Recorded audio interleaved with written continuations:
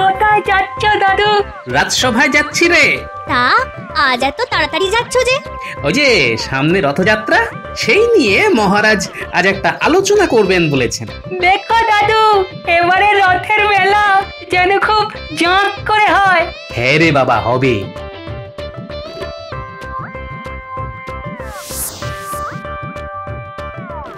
না, আজ ঠিক সময় রাজসভায় পৌঁছতেই হবে, না হলে মহারাজ খুব রেগে যাবেন। ওরে বাবা রে, বাবা রে, গেলাম গেলাম গেলাম গেলাম। ওরে বাবা, কোমরে কি লাগলো রে বাবা? ওরে বাবা, ডান পায়ের গোড়ালিটা মনে হচ্ছে মচকে গেছে।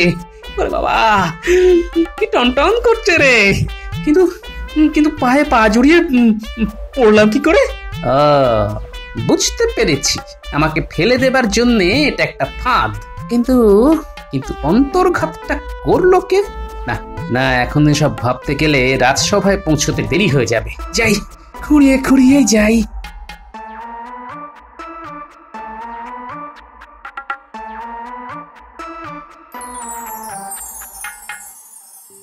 কি হলো মহারাজ? আপনার কথা মতো সকলেই সাত তাড়াতাড়ি চলে এলাম, কিন্তু সভার কাজ শুরু করতে এত দেরি করছেন কেন? আহা, গোপাল তো এখনো এসে পৌঁছয়নি। গোপাল না আসে না আসুক মহারাজ, আমি কিন্তু উপস্থিত। আরে আরে বৈদ্য যে, ওদিকে আমাদের মন্ত্রী মশাইয়ের শরীর গতি কেমন? সব ঠিকঠাক আছে তো?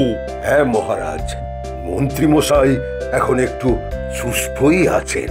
ওই গিন্নিমা তার দেখাশোনা করছেন।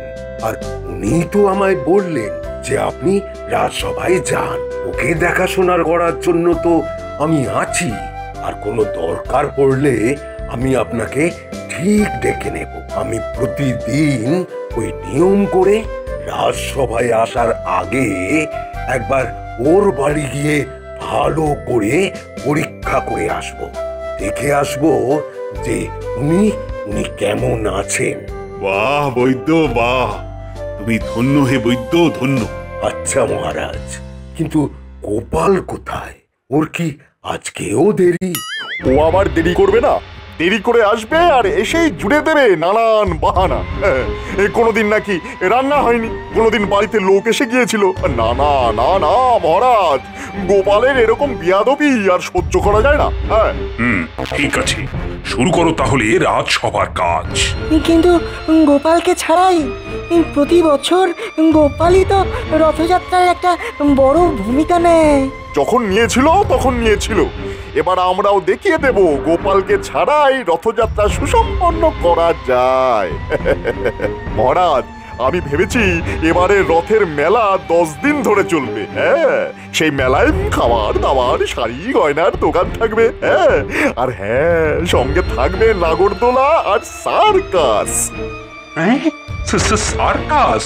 হ্যাঁ মহারাজ, সার্কাস। লোকে নামমাত্র পয়সা দিয়ে সার্কাসে দেখতে পাবে নানান শারীরিক কসরত আর ম্যাজিক খেলা। ম্যাজিক খেলা? হ্যাঁ মহারাজ, সারা রাজ্যের লোক তো চমকে যাবেই, আর সেই সাথে মুর্শিদাবাদের নবাবের চোখও প্যারা হয়ে যাবে। হ্যাঁ বাবা বাবা বাহ, খুব ভালো চিন্তা ভাবনা করেছো। তাহলে কাল থেকেই কাজ শুরু করে দাও। শুরু তো করে দিতেই পারি, তবে মহারাজ আপনাকেও কিন্তু কথা দিতে হবে যে গোপাল যেন এ ব্যাপারে কোনো মাতব্বরি করতে না আসে। হ্যাঁ, না না না না, কোনো রকম মাতব্বরি করতে দেব না ওকে।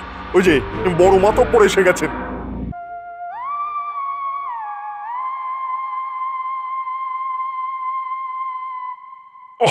গোপাল, আজও এত দেরি হলো কেন?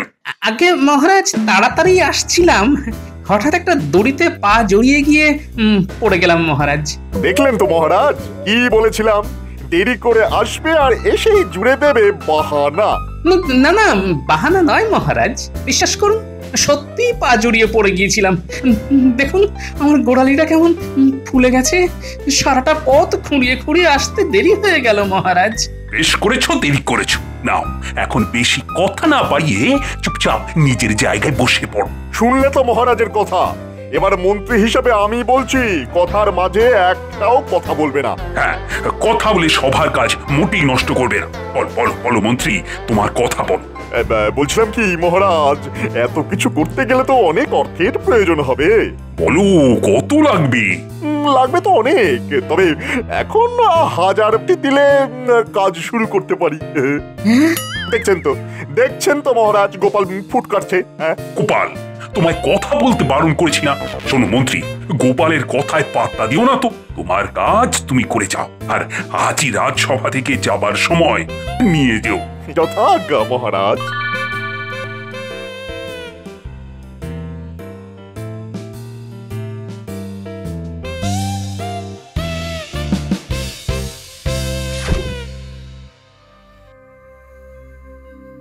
বেশ, দেখি দেখি গোড়ালিটা একটু একটু চুন হলুদ লাগিয়ে দি। আস্তে আস্তে গিন্নি, আস্তে আস্তে, বড্ড গরম যে। গরম গরম লাগালেই ব্যথা তাড়াতাড়ি কমে যাবে। কেন কেন একটু দেখে চলতে পারো না? দেখেই চলছিলাম, হঠাৎ একটা দড়িতে পা জড়িয়ে পড়ে গেলাম বুঝলে। মনে হয় কেউ ইচ্ছে করে আমাকে ফেলে দিয়েছে। আচ্ছা, তোমাকে ফেলে দিয়ে কার কি লাভ বলো তো? সেটাই তো ভাবছি গিন্নি। দেখি পড়ে গিয়ে আমার পা মুচকে যেতে কার কি লাভ হলো।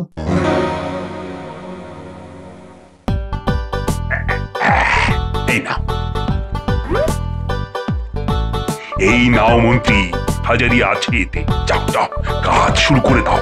দেখো ধুমধামের যেন কোনো ত্রুটি না হয়। কোনো চিন্তা করবেন না মহারাজ। এক দাওতে হাজার। মহারাজ, এবার তুমি দেখবে রথযাত্রা কাকে বলে। আরে গোপালের নাতি নাতনিরা আসছে না? এবার আমার এই কর্মযজ্ঞে ওদেরকেও হাত করতে হবে। এই যে পুঁটি, এই গুলটে, একবার এদিকে আয় তো। বলুন, কি বলবেন? কদিন পরেই তো রথযাত্রা, জানিস তো? এবার রথযাত্রায় খুব ধুমধাম হবে। মেলায় নাগরদোলা আসবে, সার্কাস আসবে। তাই নাকি? তাহলে তো বেতার মজা হবে। মেলায় পাঁপড় ভাজা আর গুড়ের জিলিপি খাওয়ার জন্য আমি তোদের পয়সা দেবো। সত্যি? তবে তার বিনিময়ে তোদেরও আমার একটা কাজ করে দিতে হবে। কি কাজ? জানিস তো, আজ রাজসভায় যাওয়ার সময় তোদের গোপাল দাদুর পা মচকে গেছে রে। তাই নাকি? তোরা শুধু রোজ আমাকে এসে খবর দিয়ে যাবি যে গোপাল কেমন আছে আর কোথায় যাচ্ছে। আসলে গোপালকে নিয়ে বড় চিন্তায় আছি আমি, বুঝলি না? ঠিক আছে মন্ত্রী মশাই, আমরা রোজ আপনাকে গোপাল দাদুর খবর দিয়ে আসবো। দাদু, তোমার নাকি পা মুচকে গেছে? তোরা কি করে জানলি? রাস্তায় মন্ত্রী মশাইয়ের সঙ্গে দেখা হলো, তিনিই তো বললেন। জানো দাদু, মন্ত্রী মশাই রথের মেলায় আমাদের পাঁপড় ভাজা আর গুড়ের জিলিপি খাওয়াবে বলেছে। তার জন্য শুধু তোমার খবর দিতে হবে ওকে। এতক্ষণ ধরে শুধুই ভেবে যাচ্ছিলাম যে আমার পা মুচকে যেতে কার কি লাভ হলো, কিন্তু উত্তর খুঁজে পাচ্ছিলাম না। কি গো দাদু, কি ভাবছো? না রে, কিছু ভাবছি না। তবে মন্ত্রী মশাই যখন যেতে বলেছেন তখন অবশ্যই যাবি, আর গিয়ে বলবি আমার পায়ের যে অবস্থা তাতে রথের আগে কেন, রথের পরেও আমি বোধহয় ভালো করে হাঁটতে চলতে পারবো না।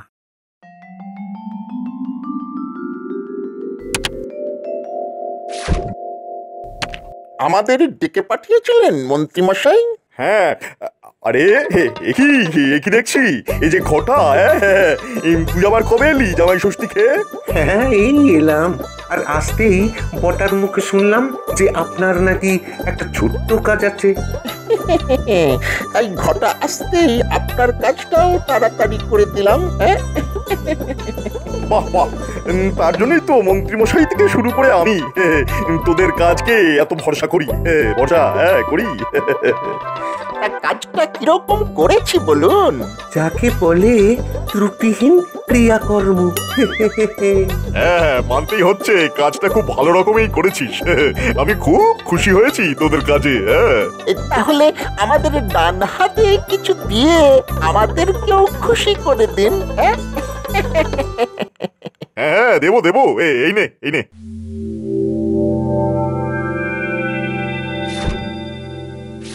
এ বাবা, এত বড় একটা কাজের জন্য ভিতরে কারা যেন কথা বলছে। এখন তাহলে দরজার পাশেই চুপ করে দাঁড়িয়ে থাকি। এই তোদের বড় দোষ, কিছুতেই যেন খুশি হোস না। ঠিক আছে, কৃষ্ণনগর ছেড়ে চলে যাওয়ার দিন তোদের হাত একেবারে ভর্তি করে দিয়ে যাব। এখন আয়, আয় তো আয়। গিনি, ও গিনি, সবে চোখটা একটু লেগেছিল, অমনি দিলে তো আমার ঘুমটা ভাঙিয়ে। ঘুম ভাঙালাম কি আর সাধে? আজ যা করে এসেছি না, তা শুনলে আনন্দে তুমি নাচতে শুরু করে দেবে গো, নাচতে। মন্ত্রী মশাই কি এমন কাজ করে এলো বলতো? চল জানলার পেছনে গিয়ে ভালো করে শুনি। তা কি এমন কাজ শুনি? প্রথমত বটা ঘটাকে দিয়ে ফাঁদ পেতে গোপালকে বেশ কিছুদিনের জন্য ল্যাংড়া করে দিয়েছি। তাই নাকি? আর রথের মেলায় সার্কাস আর নাগরদোলার ভুজুং দিয়ে মহারাজের কাছ থেকে হাজার নিয়ে এসেছি। তাতে আমার কি? ওইটা তো রথের মেলাতেই খরচ হবে। তোমার মুন্ডু হবে। শোনো শোনো, রথের মেলার আগেই সব নিয়ে আমি ভাগলবা হয়ে যাব গো। তাই কোথায় যাবে? কেন, তোমার বাপের বাড়ি। সেখানে গিয়ে ব্যবসা শুরু করে দিলেই বড়লোক হয়ে যাব আমি। এই সামান্য বেতনের মন্ত্রীর চাকরি আর করতে হবে না আমাকে। আর আমাকে নতুন নতুন গয়না আর শাড়ি কিনে দেবে তো? দেব না মানে? শাড়ি আর গয়না একেবারে মুড়ে দেব তোমায়। তুমি না খুব ভালো। আরে আরে আরে, বলা নেই ক নেই, হুড়মুড় করে ঘরের মধ্যে ঢুকে বললি যে বলো। তুমি এখন ভেতরে যাও, ভেতরে যাও। বারে, আপনি তো দাদুর খবর নিয়ে আসতে বলেছিলেন। তাই বলে এত তাড়াতাড়ি? দেরি হলে আপনি যদি আবার পাঁপড় গুড়ের জিলিপি কিনে না দেন। ও হ্যাঁ, বলেছিলাম বটে। তা বল, গোপাল এখন কেমন আছে? ভালো নয় মন্ত্রী মশাই, গোড়ালিটা ফুলে একেবারে ঢোল হয়ে গেছে। পায়ের যন্ত্রণায় খুব বাবারে মারে করছে। পায়ের যে অবস্থা, তাতে রথের আগে ভালো হবে বলে মনে হয় না। এটাই তো চেয়েছিলাম, আমার পথের কাঁটা পায়ের যন্ত্রণা নিয়ে কেঁতরে যাবে, আর সেই ফাঁকে আমি পুরো। কি মন্ত্রী মশাই, খবর এনে দিলাম, আপনি খুশি হননি? না মানে, এই দেখো কি বলছি। খুশি হবো কেন? গোপালের এই বিপদে আমি দুঃখ পেয়েছি, খুবই দুঃখ পেয়েছি। গোপালকে বলিস তাড়াতাড়ি ভালো হয়ে যেতে। যা যা, এখন যা তোরা। কাল আবার আসবো তো মন্ত্রী মশাই? না না, তোদের আর কষ্ট করে আসতে হবে না। তাহলে আমাদের পাওনা? পাবি রে পাবি, ঠিক দিনেই পাবি। এখন তোরা আয়, যা।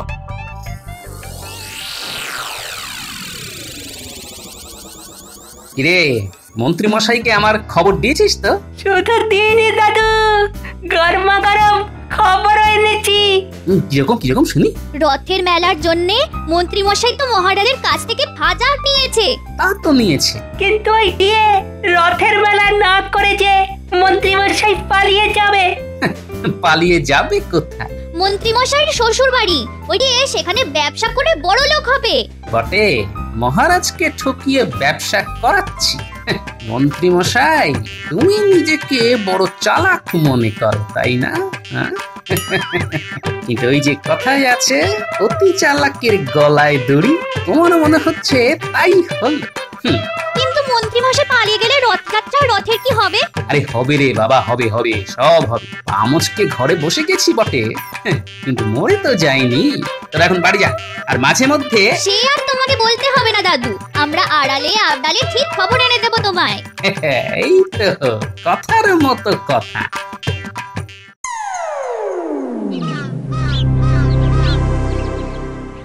আমায় ডেকেছেন মহারাজ? দেখেছি তো বটে, কিন্তু এদিকের কি ব্যাপার বলো তো? মানে দুদিন বাদেই তো রথযাত্রা, কিন্তু তার তো কোনো আয়োজনই দেখছি না। হবে মহারাজ, হবে।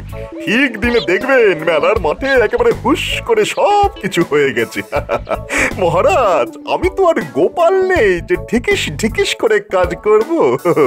আমার কাজ হচ্ছে চোখের পলকে। তাহলে এত দেরি? দেরি তো ইচ্ছে করেই করছি মহারাজ। আগে ভাগে করে ফেললে যদি আবার নবাবের কানে চলে যায়, তিনি যদি আবার কোনো ব্যাগরা দেন, তার উপরে আমার গোপাল, সে তো মেলা ভুন্ডুল করতে নানান কলকাঠি নাড়তে পারে। কথাটা মন্দ বলনি। তাহলে তাই কর, একদিনের মধ্যেই ভুস করে ফুস।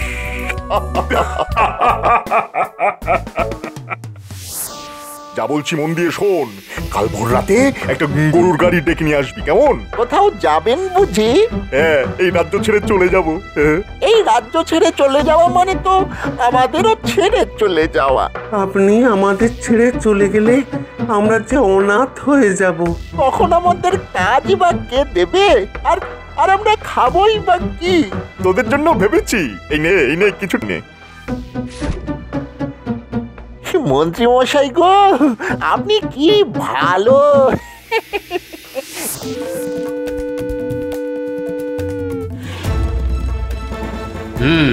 বুঝলাম। কিন্তু মন্ত্রী মশাই সত্যি সত্যি পালিয়ে গেলে কি হবে? শোন, তোরা চট করে রাজবাড়িতে গিয়ে মহারাজকে বলবি যে কাল খুব ভোরে আমার বাড়িতে 4 জন রক্ষী আর একটা ঘোড়া পাঠিয়ে দিবি। যা, চট করে বলে দেখিনি। আমরা এক্ষুনি যাচ্ছি।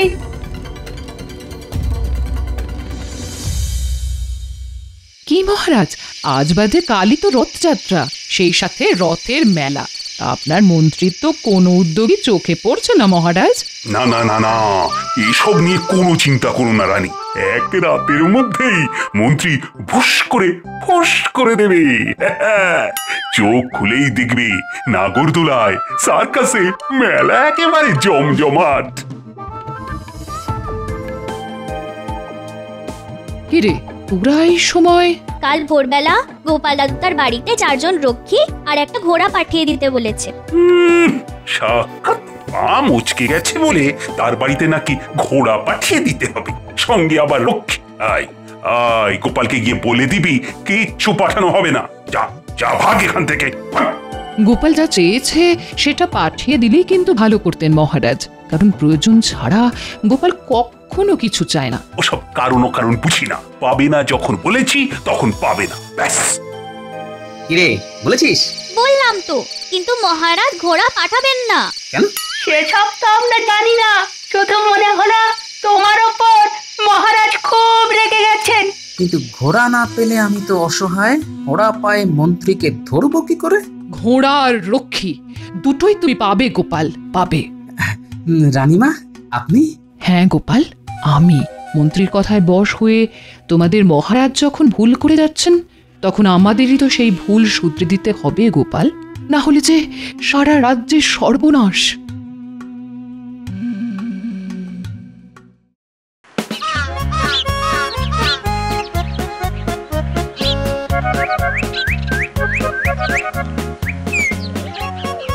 হ্যাঁ রে মোটা ঘটা, সবকিছু দেখে শুনে গাড়িতে তুলেছিস তো? কোনো চিন্তা করবেন না মন্ত্রী মশাই, সব কিছু তুলে দিয়েছি। এবারে দুগ্গা দুগ্গা করে বেরিয়ে পড়ুন।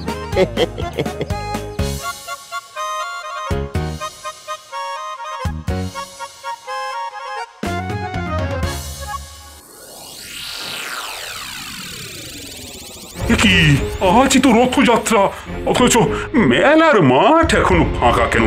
ও সেনাপতি, আজ্ঞা করুন মহারাজ। এক্ষুনি মন্ত্রীকে ডেকে নিয়ে এসো। ওরে ও গাড়োয়ান, আর একটু তাড়াতাড়ি চলো রে বাবা। হ্যাঁ, কোন রকমে কৃষ্ণনগরের সীমানাটা পেরিয়ে যেতে পারলে আমি বাঁচি। লক্ষ্মী, আবার তোর ওই গরু দুটো নিয়ে আর একটু তাড়াতাড়ি টানতে বল বাবা। হ্যাঁ,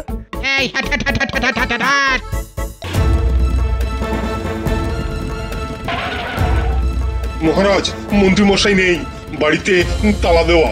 মন্ত্রী মশাই মনে হয় টাকা কড়ি নিয়ে পালিয়ে গেছেন। হায় হায়, এ আমার কি হলো?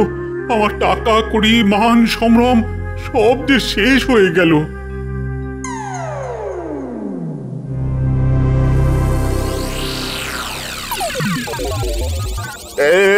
কে রে? আমার গরুর গাড়ি ঘিরে ফেললি? কে? গাড়ি থেকে মুখটা বাড়ালেই দেখতে পাবেন। ওরে বাবা, এ তো গোপাল। আপনাকে গ্রেপ্তার করা হলো মন্ত্রী মশাই। কার আদেশে? বলি মহারাজের আদেশনামা কি তোমার সাথে আছে? রানীমার আদেশপত্র আছে, এই দেখুন। হ্যাঁ, তছরূপের দায়ে এবং মহারাজকে ঠকাবার জন্যে রানীমা আপনাকে গ্রেপ্তার করতে বলেছেন। তাই পালাবার চেষ্টা না করে ভালো কথায় ধরা দিন। ব্যাস, হয়ে গেল। বাড়ি চলুন মহারাজ, বাড়ি চলুন। আর কোন মুখে বাড়ি ফিরে যাব বলো তো? মহারানীকে কি বলবো? কিচ্ছু বলতে হবে না মহারাজ, ওই জোচ্চোরকে ধরে আনতে গোপাল গেছে। গোপাল? হ্যাঁ মহারাজ, আপনার অগতির গতি সেই গোপাল। এই নিন মহারাজ, আসামিকে ধরে এনেছি। এবারের মতো আমাকে ক্ষমা করে দিন মহারাজ, কথা দিচ্ছি আর কখনো হবে না। তোমার আর মুখ দেখতে চাই না আমি। একে এক্ষুনি অন্ধকার কারাগারে নিয়ে যাও। গোপাল, গোপাল, আমি বারে বারে তোমায় ভুল বুঝি, আর তুমি বারবার আমাকে বিপদের হাত থেকে রক্ষা করে যাও। এটা আমার কর্তব্য মহারাজ। কিন্তু মেলার কি হবে গোপাল? হবে মহারাজ, সব হবে। হয়তো নাগরদোলা বা সার্কাস হবে না, তবে প্রাণ ভরে আনন্দ তো হবে। আর আমাদের পাঁপড় ভাজা? তোদের সকলকে আজ প্রাণ ভরে পাঁপড় ভাজা জিলিপি খাবো আমি। আয় আয়। এই সকলে বলো জয় গোপালের জয়। ছি মহারাজ, আজ রথের দিন, তাই গোপালের জয় না বলে বলুন জয় জগন্নাথের জয়। জয় জগন্নাথের জয়। জয় জগন্নাথের জয়। জয় জগন্নাথের জয়।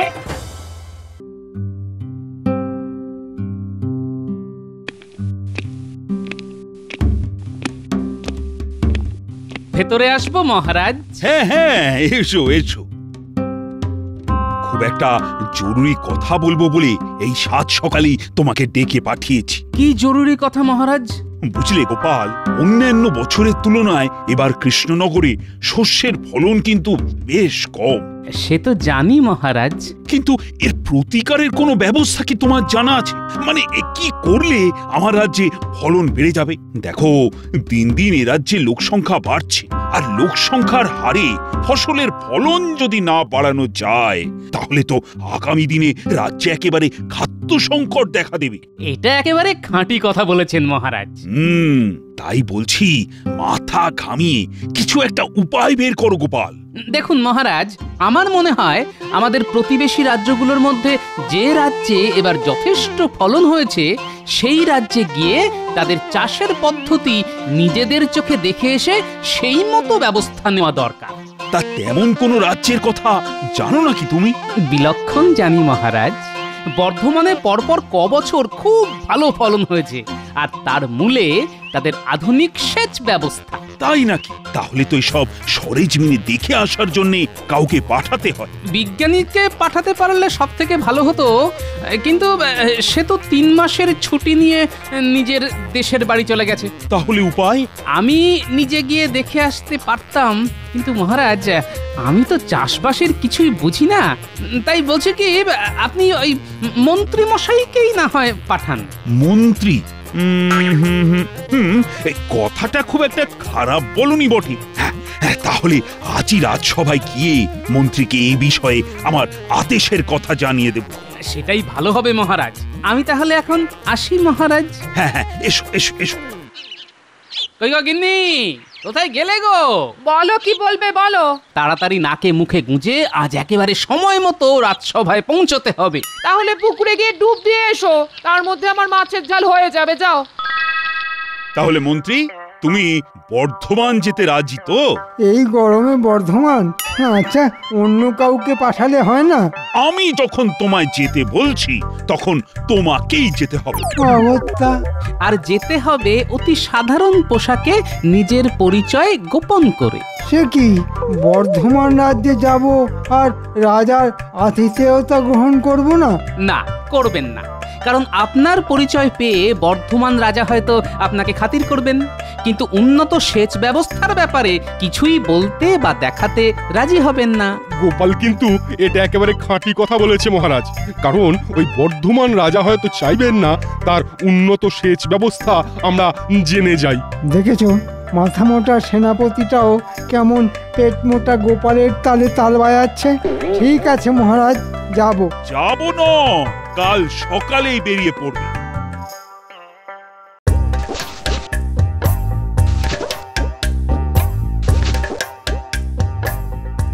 বাহ, চাষবাস তো বেশ ভালোই দেখছি।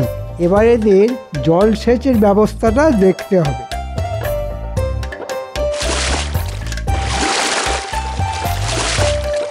এরকম সেচ ব্যবস্থা তো আমাদের ওখানেও আছে। এই দেখার জন্যে এত গরমের মধ্যে আমাকে এখানে পাঠালো? বাবুকে যেন নতুন মনে হচ্ছে। হ্যাঁ, বেড়াতে এসেছি। আচ্ছা, তোমরা কি এভাবেই চাষের জমিতে জল দাও? হ্যাঁ বাবু। আচ্ছা, এই জলাশয়ের জল ফুরিয়ে গেলে কি করবে? তখন ডোঙায় করে জল তুলে মাঠে দেবে কি করে? ওখানেই তো মজা। ভালো করে তাকিয়ে দেখুন। কি দেখতে পাচ্ছেন? জলাশয়ের ধার ঘেঁষে মাটির উঁচু পাঁচিল। ওটা আদপেই পাঁচিল নয়, ওটা আসলে একটা বাঁধ। নদীর জল, বৃষ্টির জল সব ওই বাঁধেই ধরা আছে।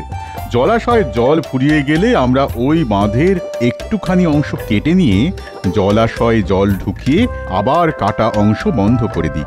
বাহ, খুব আধুনিক ব্যবস্থা তো। এবার ওই যে লোকটা ডোঙা টানছে ওর সাথে কথা বলে এর কথাগুলো একটু যাচাই করে যাই। এই যে ভাই, শুনছো? এই এ কি দেখছি? এ তো হুবহু আমাদের সেনাপতির মতো দেখতে, শুধু গায়ের রংটা একটু চাপা। কিছু বলছেন বাবু? হ্যাঁ, মানে কি নাম তোমার? আমার আবার নাম?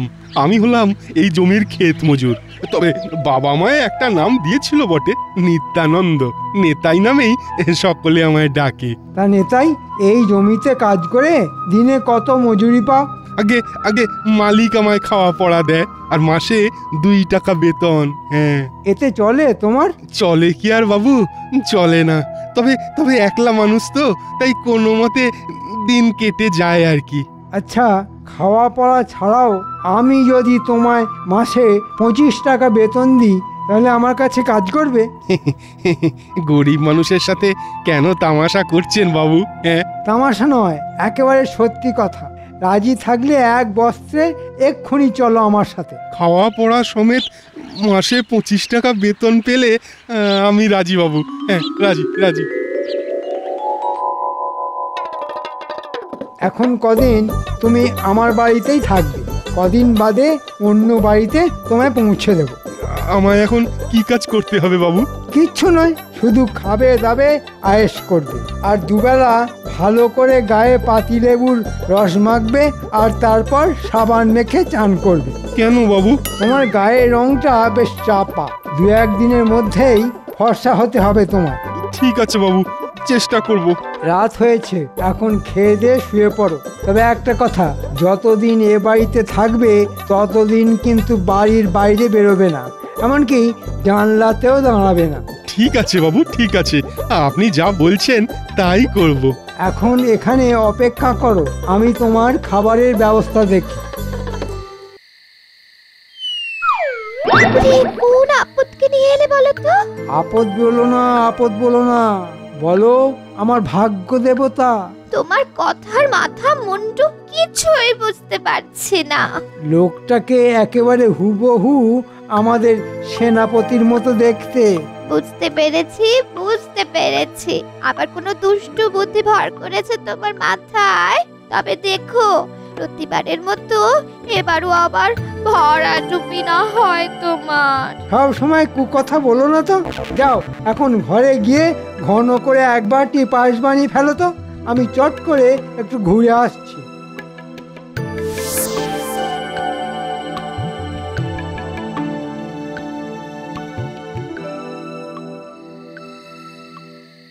রাজবৈদ্য, ও রাজবৈদ্য। আরে মন্ত্রী মশাই, আপনি বর্ধমান থেকে কবে ফিরলেন? আজই। তা এত রাতে আমার বাড়ি কি মনে করে? আর বলো না, বর্ধমান যাতায়াতের ধকলে 2 রাত চোখের পাতা এক হয়নি, তাই বেশ কড়া দেখে একটু ঘুমের ওষুধ দাও তো, যাতে আজকের রাতটা মরার মতো ঘুমোতে পারি। দাঁড়ান, আনছি। পায়েসের সাথে এই ঘুমের ওষুধ মিশিয়ে দেব, আর সেই পায়েস খাওয়াবো আমাদের। এই নিন। সাধারণভাবে ঘুমোতে চাইলে 1টা বড়ি খাবেন, আর মরার মতো ঘুমোতে চাইলে 2টো বড়ি খাবেন। ঠিক আছে।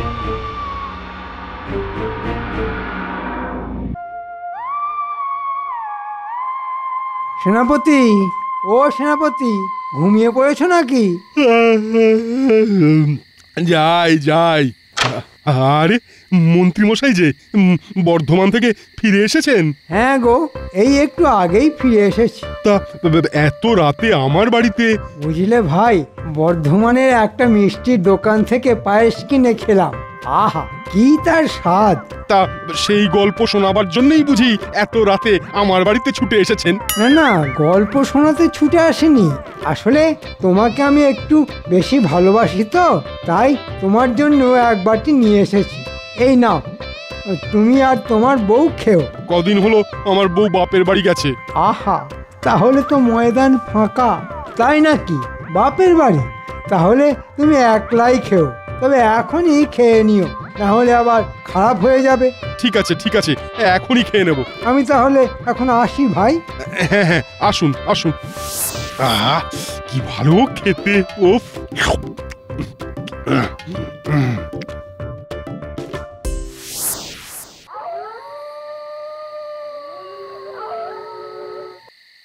এত রাতে আমাদেরকে কোথায় নিয়ে যাচ্ছেন বলুন তো? আরে বাবা, এই সামনেই সামান্য একটা কাজ করে দিবি আর তোদের পাওনা নিয়ে চলে যাবি, ব্যাস মিটে গেল। এ তো সেনাপতি মশাইয়ের বাড়ি। তোরা এখানে চুপটি করে দাঁড়া, আমি চট করে ভেতরটা দেখে আসছি। ব্যাটা মনে হচ্ছে দরজা খুলেই ঘুমিয়ে পড়েছে। দরজা ভাঙার ঝামেলা রইল না।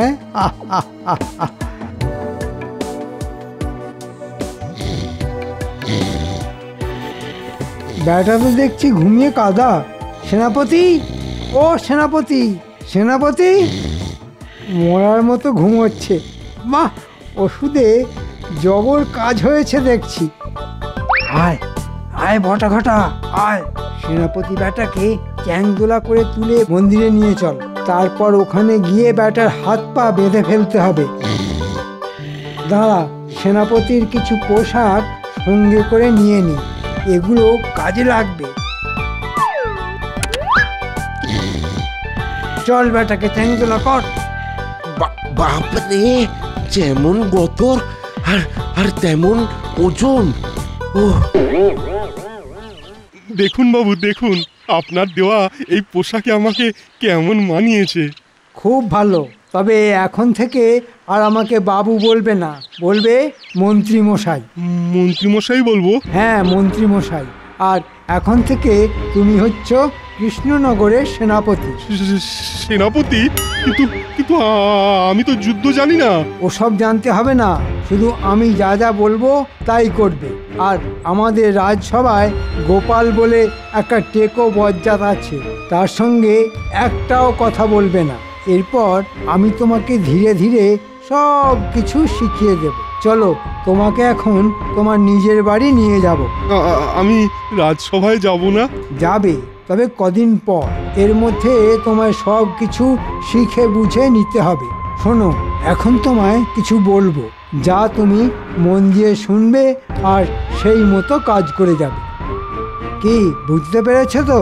সে তো পেরেছি, কিন্তু আমি গরিব মানুষ বাবু, তাই তাই আমার যে খুব ভয় করছে বাবু। ভয় করছে?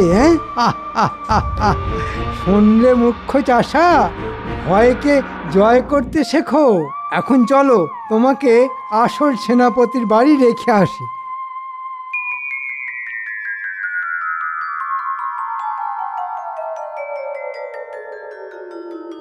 এই রে, এই যে গোপাল, এজন্যই বলে যেখানে বাঘের ভয় সেখানে সন্ধে হয়। চলো চলো, পা চালিয়ে আমাদের অন্য পথ দিয়ে যেতে হবে। মন্ত্রী মশাই, আরে ও মন্ত্রী মশাই, বর্ধমান থেকে কবে ফিরলেন? কাল রাতে। আমার এখন কাজ আছে। আরে দাঁড়ান দাঁড়ান,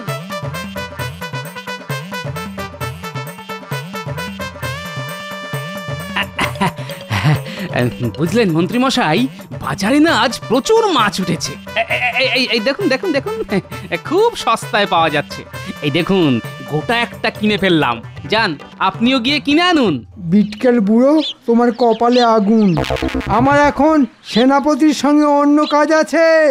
তা সেনাপতি, একদিনেই তোমার গায়ের রংটা এমন কালো হয়ে গেল কি করে? কেন, ফর্সা হওয়ার জন্য আজই তো গায়ে পাতিলেবুর রস মেখেছি, গায়ে সাবান ঘষেছি। সাবান ঘষে ফর্সা হবার বদলে তুমি তো দেখছি কালো হয়ে গেছো। আসলে ওই সাবানে মনে হয় ভেজাল আছে। বাজে রসিকতা ছাড়ো তো, বললাম না আমাদের অন্য কাজ আছে। বুঝতে পেরেছি, তুমি গোপাল টেকো বজ্জাত।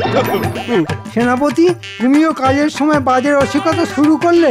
চলো চলো। ব্যাপারটা কিরকম হলো? সেনাপতি আমাকে দেখে প্রথমে বুঝতে পেরেছি, তারপরে টিকো বজ্জাত বললো কেন? কেমন যেন খটোমটো ঠেকছে না, ব্যাপারটা কেমন ভাবিয়ে তুললো। নকল সেনাপতিকে আসল সেনাপতির বাড়িতে রেখে দিয়ে এসেছি। এবার বাকি যা করার তা আজকের মধ্যেই সেরে ফেলতে হবে।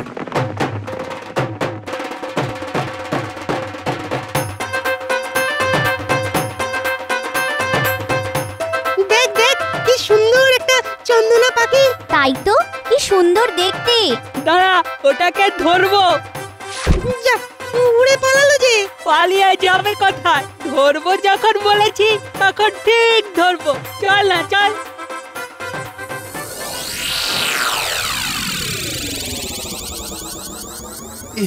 এই ভাঙা মন্দিরে আমি এলাম কি করে? হ্যাঁ, আমার হাত পা বেঁধে এখানে ফেলেই বা রাখলো কে? হ্যাঁ, কে আছো? কে আছো? আমায় উদ্ধার করো। কে আছো? বাঁচাও।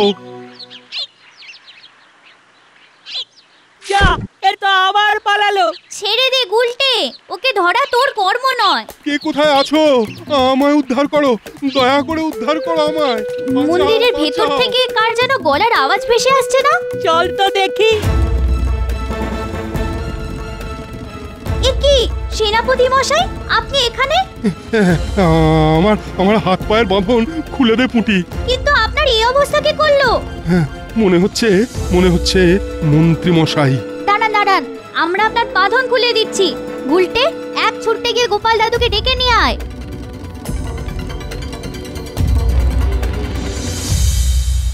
বাবা বাবা বাবা বাবা বাবা, বহুত বড়িয়া মতলব বের করেছো মন্ত্রী। যাই যাই যাই যাই গিয়ে নবাবকে খবরটা দি। আরে, এর মধ্যে নবাবকে আবার টানছেন কেন? সামান্য কজন সৈন্য নিয়ে আপনি নিজে যাবেন আর হাসতে হাসতে কৃষ্ণনগর জয় করে ফেলবেন। লেকিন কৃষ্ণনগরের কোনো সৈন্য কি অস্ত্র ধরবে না? কি করে ধরবে? কারণ সেনাপতির আদেশ ছাড়া সৈন্যরা তো অস্ত্র ধরে যুদ্ধ করে না। আর আমাদের এখনকার সেনাপতি তো নকল। আসল সেনাপতিকে তো আমি ভাঙা মন্দিরে বেঁধে রেখে এসেছি। আর নকল সেনাপতি তো আমার হাতের পুতুল। আমি না বললে সে নড়বেও না আর চড়বেও না। তাহলে কবে যেতে বলছো? বাংলায় একটা কথা আছে, শুভস্য শীঘ্রম। তাই কাল সকালেই আসুন, দেখবেন একবার এই জয়ের ফলে নবাব বাহাদুর খুব খুশি হয়ে আপনাকে কত ইনাম দেবেন। আর তুমি কি চাও? মানে একবার যদি কৃষ্ণনগরে রাজা হতে পারতাম। তুই রাজা হবি? হ্যাঁ, রাজা?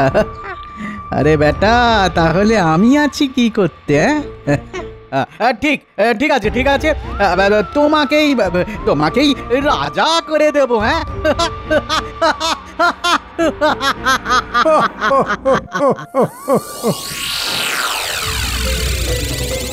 তাহলে তোমার মনে হচ্ছে এসবই হচ্ছে মন্ত্রীর চক্রান্ত? হ্যাঁ, না হলে আর কার হবে বলো? হ্যাঁ, কাল মন্ত্রী এসে আমায় পায়েস খাওয়ালো, আর তারপরেই তো। তাহলে আজ সকালে মন্ত্রীর সঙ্গে যাকে দেখলাম সে আসলে তোমার মতো দেখতে একটা নকল লোক। মনে হচ্ছে মন্ত্রী মশাই কোনো একটা গভীর ষড়যন্ত্র করছে। তাহলে চলো এক্ষুনি গিয়ে মহারাজকে সব জানাই। না না না, এখনই সবটা জানাবার প্রয়োজন নেই। আগে দেখি কোথাকার জল কোথায় গিয়ে দাঁড়ায়। এখন তোমার বাড়ি যেতে হবে। তোরা এখন যে যার বাড়ি যা। এ কি গোপাল, দরজা তো ভেতর থেকে বন্ধ দেখছি। তুমি সরে দাঁড়াও, আমি দেখছি। সেনাপতি, সেনাপতি! কে? এ কি তুমি? আরে বেটা, আমি তোর মতো নকল সেনাপতিকে এবার কি করি দেখ। না না না না না, আমায় মেরো না। বিশ্বাস করো, আমি নকল সেনাপতি সাজতে চাইনি। সব কিছুর জন্য দায়ী তোমাদের ওই মন্ত্রী। ঠিক আছে, তাহলে তোকে মারবো না, কিন্তু এই ঘরের মধ্যে তোকে তালা চাবি দিয়ে রেখে যাব। আগে মন্ত্রীকে হাতে নাতে ধরি, তারপর তোর কথা ভেবে দেখ। কি মন্ত্রী মশাই, বর্ধমানে গিয়ে কি দেখলেন আমাদের তা খুলে বলুন। আরে বাবা, একদিনেই মুখ্য চাষাটা দেখছি বেশ লায়ক হয়ে উঠেছে, আর ওর গায়ের রঙও সেনাপতির মতন কেমন চকচকে হয়ে গেছে। তা মন্ত্রী বলো, বর্ধমানের আধুনিক সেচ ব্যবস্থা কেমন দেখলে? মহারাজ মহারাজ এক্ষুনি সৈন্য সাজাতে বলুন। মুর্শিদাবাদের উজির সাহেব আমাদের রাজ্য আক্রমণ করতে আসছেন। এবার সকলে দেখো আমার খেলা। আমার নকল সেনাপতি কিন্তু যুদ্ধ করতে চাইবে না। মহারাজ কৃষ্ণচন্দ্র, তুমি এবার দাঁড়িয়ে দাঁড়িয়ে হেরে বর্ষতা স্বীকার করবে, আর এ রাজ্যের রাজা হব আমি। দেখি কে এসে আমাদের রাজ্য আক্রমণ করে। রক্ষী, এক্ষুনি সব সৈনিককে একত্রিত হতে বলো। বাকিটা আমি দেখছি। এটা কি হলো? এটা তো হওয়ার কথা ছিল না। হ্যাঁ, আমার নকল সেনাপতি এমন পাল্টি খেলো কেন?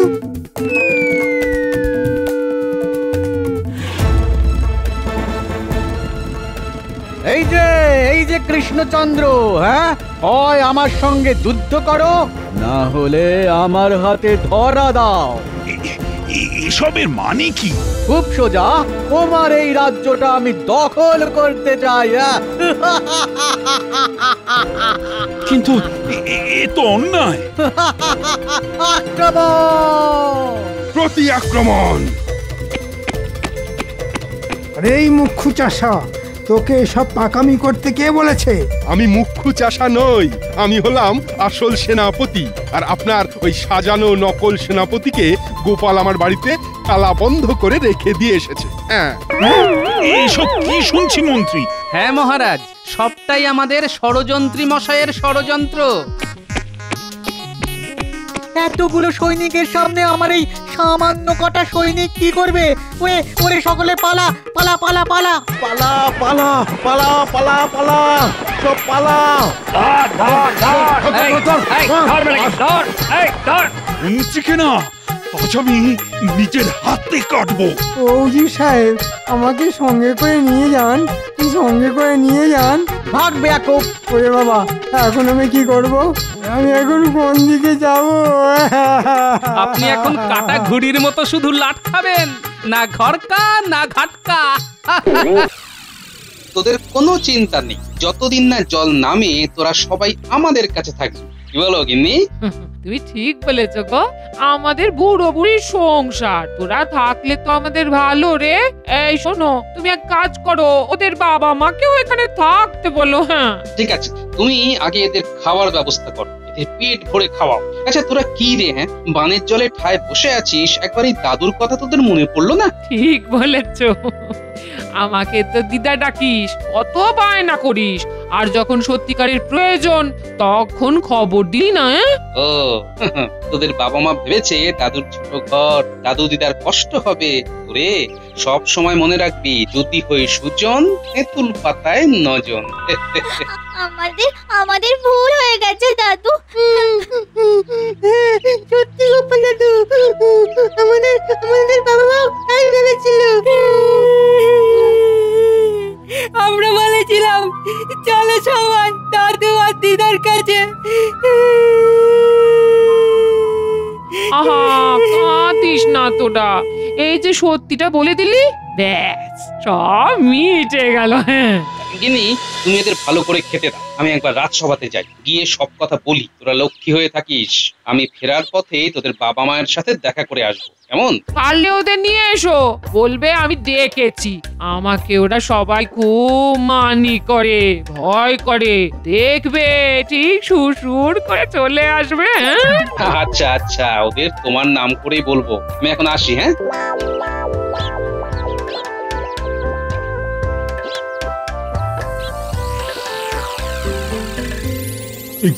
এখনো গোপাল আসেনি? এখন বিশেষ অধিবেশন চলছে, এই সময় প্রতিটা মুহূর্ত কত জরুরি। মহারাজ, আপনি কার উপর নির্ভর করছেন? গোপালের ওপর? মন্ত্রী, এবার তুমি একটু থামো। তোমার এই গোপালের প্রতি বিরাগ এখন আমার বিচার্য বিষয় নয়। ওই তো গোপাল আসছে। ও গোপাল, তোমার কেন এত দেরি? তুমি এসো না তাড়াতাড়ি। প্রণাম মহারাজ। কি আজ তোমার এত দেরি হলো কেন? কি আর বলবো মহারাজ, সকালে আমার নাতি নাতনিগুলো আমার বাড়ি এসে হাজির। আমি থাকতে তোমার বাড়ি কেন? আমি রাজা, আমার কাছে আসবে, আমি ওদের প্রতিপালক। সেটাই তো গোপাল ভুলে গেছে। গোপাল মনে করেছে যে গোপাল রাজা। ক্ষমা করবেন মন্ত্রী মশাই, আমার নিজেকে রাজা ভাববার মতো কোনো মানসিকতা নেই। মন্ত্রী, নিজেদের মধ্যে বিবাদ এবার বন্ধ রাখো। এই বিষয়টা আমি বরং পরে দেখব। এখন প্রজাদের মনে এই বিশ্বাস আনতে হবে যে কেউ না থাকলেও রাজা ওদের সাথে আছে। এটাই তো সঠিক কথা মহারাজ, রাজাই তো ভগবান। বাহ বাহ বাহ, খুব ভালো বলেছ তো। আমি তোমার এই কথায় খুব খুশি হয়েছি। আমাদের রাজা আমাদের কাছে ভগবান, এটা সবাইকে বোঝাতে হবে। সাধু সাধু। কি গোপাল, মন্ত্রীর কথায় কোনো উত্তর দিলে না তো?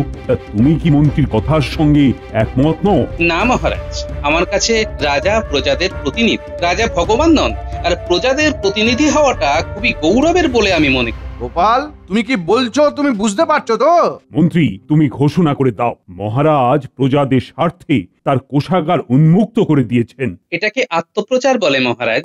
বন্যা কবলিত প্রজাদের পাশে দাঁড়ানো রাজার কর্তব্য। এটা প্রচারের সময় নয় মহারাজ। তোমার স্পর্ধা দেখে আমি অবাক হয়ে যাচ্ছি। তোমাকে আমি একটু বেশি গুরুত্ব দিই বলে তুমি কিন্তু মাথা কিনে নিতে পারো না। আমি তো সত্যি কথা বলতে ভয় পাই না মহারাজ। একদিন আপনি আপনার ভুল বুঝতে পারবেন। গোপাল, অনেক হয়েছে, এবার থামো, নইলে রাজসভা থেকে তোমাকে বহিষ্কার করতে বাধ্য হব। অন্যায়কে আমি সহ্য করি না মহারাজ, আপনাকে কষ্ট করে বার করতে হবে না। আমি স্বেচ্ছায় এই রাজসভা ত্যাগ করলাম। বাহ বাহ বাহ বাহ, এ তো মেঘনা চাইতেই জল, বাইরেও জল, রাজসভার ভিতরেও জল।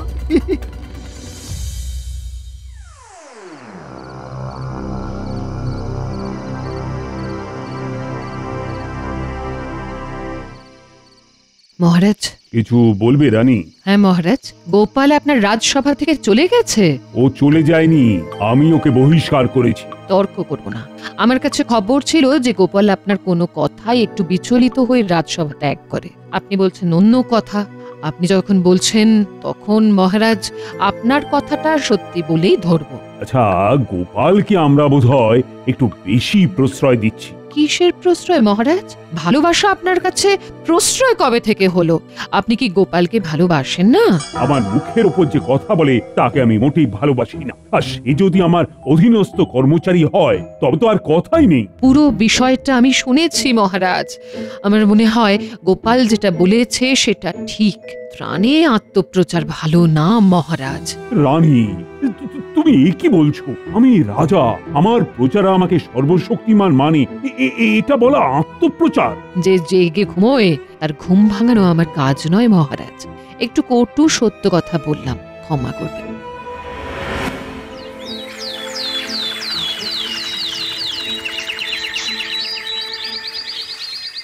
গো, নাতি নাতনিরা সবাই ঘুমোচ্ছে নাকি? এটা তুমি কি করলে? মহারাজের সাথে কেউ ঝগড়া করে? এ যেন জলে বাস করে কুমিরের সাথে বিবাদ করা। দেখো, কত আমি করার কি আছে? হ্যাঁ, আমি যা বলেছি তা সঠিক বলেছি। শোনো, আমি আজ থেকে বাড়ি ফিরবো না। আমি সবার সাথে সীমান্তে পথের ধুলো কাদায় বসে থাকবো, রাজ্যে ঢুকবো না। তুমি কি করছো, কি বলছো, কি বুঝতে পারছি না। ঘর থাকতে তুমি বাইরে থাকবে? হ্যাঁ, মহারাজকে ঠিক পথে আনতে এটা ছাড়া আমার আর কিচ্ছু করার নেই গিন্নি। শোনো, মহারাজ লোক পাঠিয়ে আমার খবর জানতে চাইবেন। তুমি মহারাজকে সব কথা খুলে বলবে কেন আমি বাইরে আছি, ঠিক আছে? একে আমায় কঠিন সমস্যায় ফেললে তুমি। শোনো গিন্নি, মহারাজকে আমার কাছে আসতে হবেই, আর মহারাজ এলেই মজা শুরু হবে গিন্নি। আমি এখন এলাম।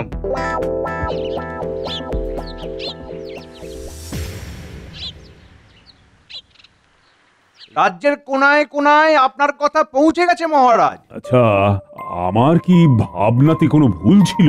ছোট মুখে বড় কথা মহারাজ। হ্যাঁ, আপনার ভাবনাতে ভুল ছিল। আপনি সর্বশক্তিমান হতে চেয়েছিলেন, কিন্তু সর্বশক্তিমান আপনি নন। কি সব বলছো বিজ্ঞানী? তোমারও কি গোপালের মতো মাথা খারাপ হয়ে গেল?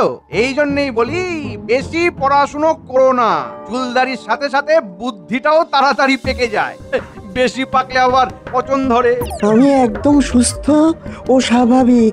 আপনাকে এত বাড়তি কথা বলতে কে বলেছে? আপনি H2O খেয়ে চুপ করুন। কি বিজ্ঞানী, আমায় সাংকেতিক ভাষায় গালমন্দ করলে? না, আমি বৈজ্ঞানিক ভাষায় বললাম একটু জল পান করুন। আচ্ছা বিজ্ঞানী, এই সময় আমার কি করা উচিত? মহারাজ মহারাজ, এরা সবাই আপনাকে ভুল বোঝাচ্ছে। আপনি আপনার জায়গায় ঠিক আছেন। আমি মন্ত্রী মশাইয়ের সাথে একমত। আমি কিন্তু বিজ্ঞানীর সঙ্গে একমত। বিজ্ঞানী ঠিক বলেছে মহারাজ, আপনার দানে কোথাও একটা দর্প ও অহংকার প্রকাশ পাচ্ছে, সেটা ঠিক নয় মহারাজ। পণ্ডিত, মহারাজের দর্প থাকবে না তো কি তোমার দর্প থাকবে? আমার ঘরের ছাদটা ভাঙা, বাইরে টাপুর টুপুর বৃষ্টি পড়লে ঘরের কাপড় চোপড় ভিজে যায়, আমার আবার দর্প। তবে একটা কথা, গোপাল যে কথাগুলো বলছে সেগুলো ঠিক। মহারাজ, আমরা কেউই আপনার খারাপ চাই না, একবার একান্তে একটু ভাববেন। মনে হচ্ছে আমার ভুল, কিন্তু আমি তো রাজা, আমার তো একটা অভিমান আছে। মহারাজ, একটা কথা ভাবুন তো দেখি, আজ আপনার সম্পদ প্রজাদের রক্ষা করেছে, এটা তো সত্যি কথা। আপনি কিচ্ছু চিন্তা করবেন না। চিন্তা করার আছে অনেক কিছু মন্ত্রী। প্রহরী, তুমি রাজসভা শেষ হলেই গোপালের বাড়ি যাবে। গোপাল কি করছে, গোপালের সব খবর আমার চাই। না, তুমি এখন যাও দেখি। কিন্তু আমি যে একটা ভয়ঙ্কর টানাপোড়েনের মধ্যে পড়ে গেলাম। মহারাজের এই গোপাল প্রীতি আর গেল না। মহারাজের এত দুর্বল হলে চলে? মহারাজের মন হলো বিড়ালের 2.5 পার মতন, যতই তাড়িয়ে দাও 2.5 পা করে করে পায়ের সামনে ঠিক চলে আসবে।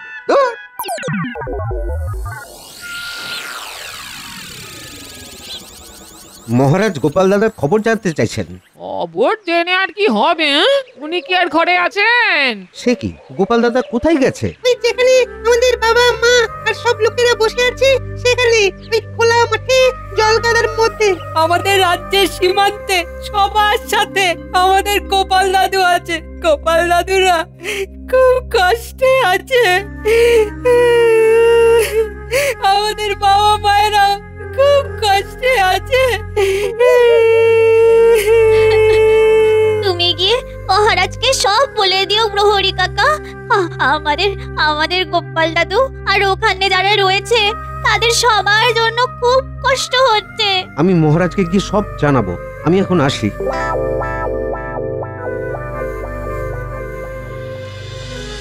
গোপাল দাদা, তুমি আমাদের সাথে এইভাবে কষ্ট করছো কেন? তোমার তো বয়স হয়েছে। বয়সের কথা একদম বলবি না। আচ্ছা, তোরা কি চাস? হ্যাঁ, আমি বুড়ো হয়ে মরে যাই? এমা, এমন কথা কখন বললাম? মরবে তোমার শত্রু, তুমি আমাদের সাথে সব সময় এইভাবেই থাকবে। তবে বয়সের কথা একদম বলবি না। ওরে, আমি এখানে আছি একজনকে সিধে রাস্তায় আনবো বলে। খুব অহংকার, সব সময় আমি আমি আমি সাহায্য করব, গৃহহীনদের আমি গৃহ দেব। মহারাজের এই আমি আমি ভাবটা আমাকে খুব আঘাত করেছে। আমাদের এই ভাগ্য গোপাল দাদা। আচ্ছা আচ্ছা গোপাল দাদা, তোমার কি মনে হয় মহারাজ ঠিক পথে ফিরে আসবেন? অত সহজ নয় বিষয়টা। মহারাজের অহংকার মহারাজকে ফিরতে দেবে না। তার উপর আমাদের এই ষড়যন্ত্রী মন্ত্রী মশাই আছেন না। তবে তুমি কি করে আশা করছো যে মহারাজ সিধে হবেন? এক গোপালে যদি না হয়, ওদিকে রানীমা আছেন। আজ নয় কাল মহারাজ সিধে হতে বাধ্য।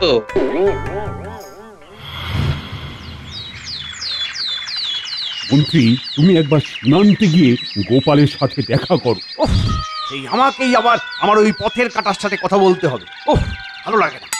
কি হলো মন্ত্রী, মুখে কথা নেই যে? এতক্ষণ তো একেবারে খই ফুটছিল। মহারাজ, আপনি যা আজ্ঞা দেবেন সেটা মানতে আমি বাধ্য। তবু একটু ভেবে দেখুন, আপনার সম্মানটা তো ধুলোতে মিশে যাচ্ছে মহারাজ। ঠিক আছে, আমি সবার মতামত নিচ্ছি। এই যে পণ্ডিত, তুমি কি বলো, মন্ত্রী মশাইয়ের যাওয়ার প্রয়োজন আছে? মহারাজ আমার মনে হয় যাওয়া উচিত। তুমি তো বলবেই, তোমার তো আত্মসম্মান বোধটাই নেই। মন্ত্রী, তর্ক বিতর্কে কি লাভ? আমি তো সবারই মতামত নেব। নাও এবার বলো তো সভাকবি। কি আর বলি মহারাজ, সত্যি বলি ছাড়ির লাজ যাওয়া উচিত বলেই মনে হয়, এতে আমাদের হবে জয়। এরা হলো সব সানাইয়ের সভাকবি, পণ্ডিত, বিজ্ঞানী। কবে যে এই জঞ্জালগুলো সরবে? আমার মত যদি জানতে চান তাহলে আমি এটাই বলবো যে মহারাজ আপনার পক্ষ থেকে যাওয়া উচিত। মহারাজের পক্ষ থেকে কারোর যাবার প্রয়োজন আছে বলে আমার মনে হয় না। মহারাজ তার দায়িত্ব পালন করেছেন। আমিও রাজবৈদ্যর সঙ্গে একমত। আমার মতে মন্ত্রী, তুমি একবার রাজ প্রতিনিধি হয়ে ওদের সাথে দেখা করো। ওরা কেন আমার দেওয়া ত্রাণ সামগ্রী নিচ্ছে না? ওরা কেন বুঝছে না যে আমি ছাড়া ওদের আর কেউ নেই? না না না, এটা কিন্তু আমাকে জানতেই হবে। মন্ত্রী, তুমি আজকে ওখানে যাবে, দেখবে আমি ছাড়া ওরা বেঁচে আছে কি করে। অগত্যা গোপাল, তোমাদের কাছে মহারাজ আমাকে পাঠালেন। আমি বুঝতে পারছি না কিছুতেই যে মহারাজের সাহায্য ছাড়া তোমাদের কিভাবে চলছে। যে খায় চিনি তারে যোগায় চিন্তামণি। মহারাজের এই আমি ভাবটা নিয়েই তো যত জ্বালা। মহারাজের আমি ভাব, এই আমি মহারাজ করবেন না তো কে করবে? তুমি গোপাল, তুমি করবে? আমার তো কিছু বলার নেই মন্ত্রী মশাই, আমরা তো আপনাকে চাইনি, আমরা মহারাজকে চেয়েছি। আমি মহারাজের তরফ থেকেই তো এসেছি। আমরা তো মধ্যবর্তী কাউকে চাইছি না, আমরা সরাসরি মহারাজের সাথে কথা বলতে চাইছি।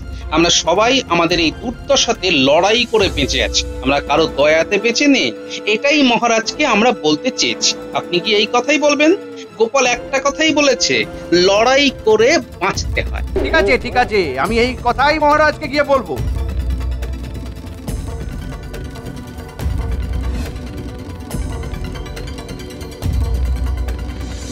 গোপালের খুব বার বেড়েছে মহারাজ। কি সব কথা বললো, আমি তো ভেবে পাচ্ছি না মহারাজ যে এই সেই গোপাল। বলছে লড়াই করে বাঁচতে হয়, কারো দয়াতে নয়। গোপাল তো আমার সাথে কোনো কথাই বলতে চাইলো না মহারাজ, বললো আমরা মহারাজের সাথে কথা বলবো। মহারাজ কি রাখছে? মহারাজ একটু রাগুন না। আরে মুখ দেখে তো কিছু বুঝতেই পারছি না। সবই তো শুনলাম। মন্ত্রী, তুমি তোমার ঘরে যাও, আমাকে বরং একটু ভাবতে দাও। কিছু বুঝতে পারছি না, মুখ দেখে তো কিছুই বুঝতে পারছি না। ঠাকুর ঠাকুর, মহারাজকে একটু রাগিয়ে দাও ঠাকুর। আসছি মহারাজ। মহারাজ, মন্ত্রী মশাই কি সংবাদ দিলেন? আরে ওরা সবাই আমার সাথে কথা বলতে চাইছে। আপনার ওদের কাছে যাওয়াই উচিত মহারাজ, নইলে অন্য রাজ্যে একটা খুব খারাপ বার্তা যাবে। আপনি বুঝতে পারছেন না, ওদের সাথে গোপাল আছে, গোপালের বুদ্ধি আছে, আর সবচেয়ে বড় কথা গোপালের সততা আছে মহারাজ। ঠিক আছে, আমি আজ এক্ষুনি গোপালের কাছে যাব। একা যাবেন না, সব সভাসদদের নিয়ে চলুন। পারলে গোপালকে ফিরিয়ে আনুন মহারাজ।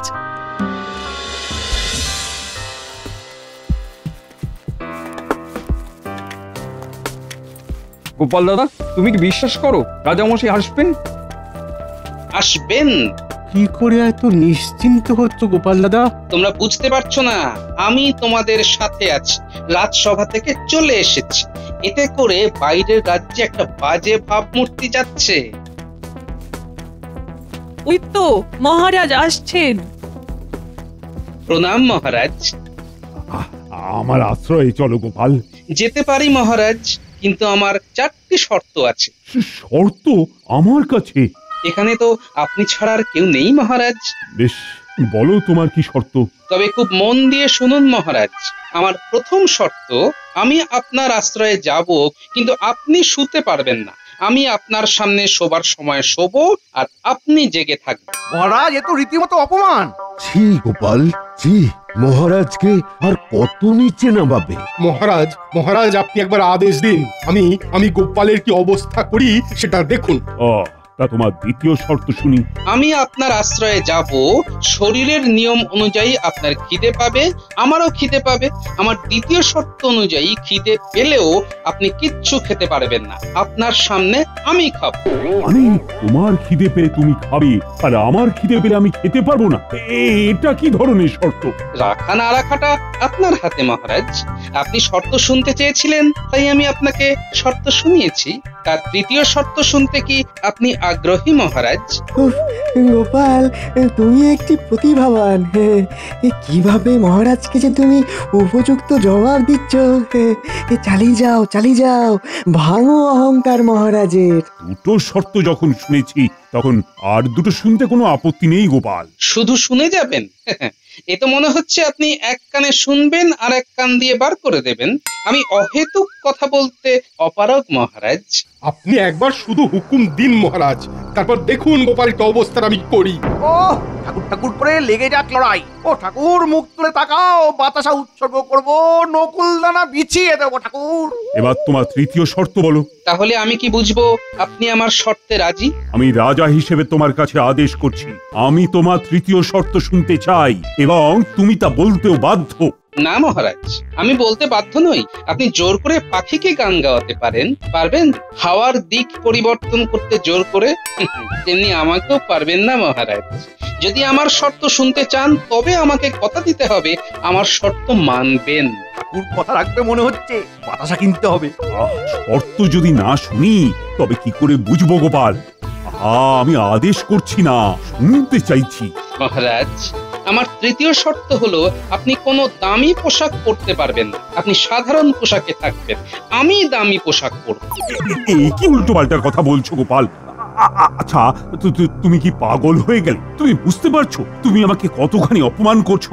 আমি একটা ইশারা করলেই সেনাপতি তোমাকে দু টুকরো করে দেবে, সেটা তুমি জানো? গোপাল দাদা কি করছে? গোপাল দাদাকে মহারাজ তো মেরে ফেলবে। আবার আমি? মহারাজ, আমি দিয়ে কিছু হয় না। আমি রাজা মহারাজ কৃষ্ণচন্দ্র রায়। আমার দাপটে বাঘে গরুতে এক ঘাটে জল খায়, আর তুমি আমাকে অপমান করার সাহস পাও কোথা থেকে? গোপালকে বোধহয় আর বাঁচানো যাবে না। গোপাল, তোমাকে বোধহয় আমরা হারালাম। আমার কবিতা লেখা শেষ, এবার ছাড়বো দেশ। এবার চতুর্থ এবং শেষ শর্ত শুনবেন কি মহারাজ? বলো বলো, আরে আমি তো শুনছি। শোন না, তোরা খাবারগুলো তোদের দাদুর কাছে দিয়ে আয়, আমিও একটু বাদে যাচ্ছি। দাও দিদা। আমরা ছুটতে যাওয়া আর দৌড়ে আসবো। শান্তির আলো আছে দিদা, কোনো চিন্তা করো না। ঠিক আছে, সাবধানে যা।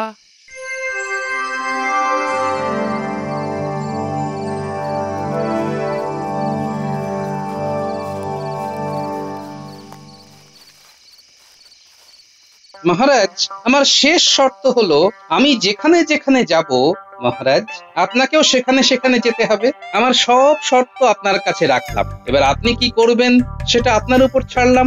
তুমি আমাকে অপমান করার সাহস পেলে কোথা থেকে? এগুলো তোমার শর্ত? এই প্রতিটা শর্তের মধ্যে দিয়ে তুমি আমাকে চূড়ান্ত অপমান করে গেছো। মহারাজ, আজ কৃষ্ণনগরের প্রতিটা মানুষ কিন্তু আপনার উপর ভীষণ হতাশ। তুমি কি হাত গুনতে জানো গোপাল? মহারাজ, আপনার মন্ত্রী পুরো বিষয়টা সব জানে।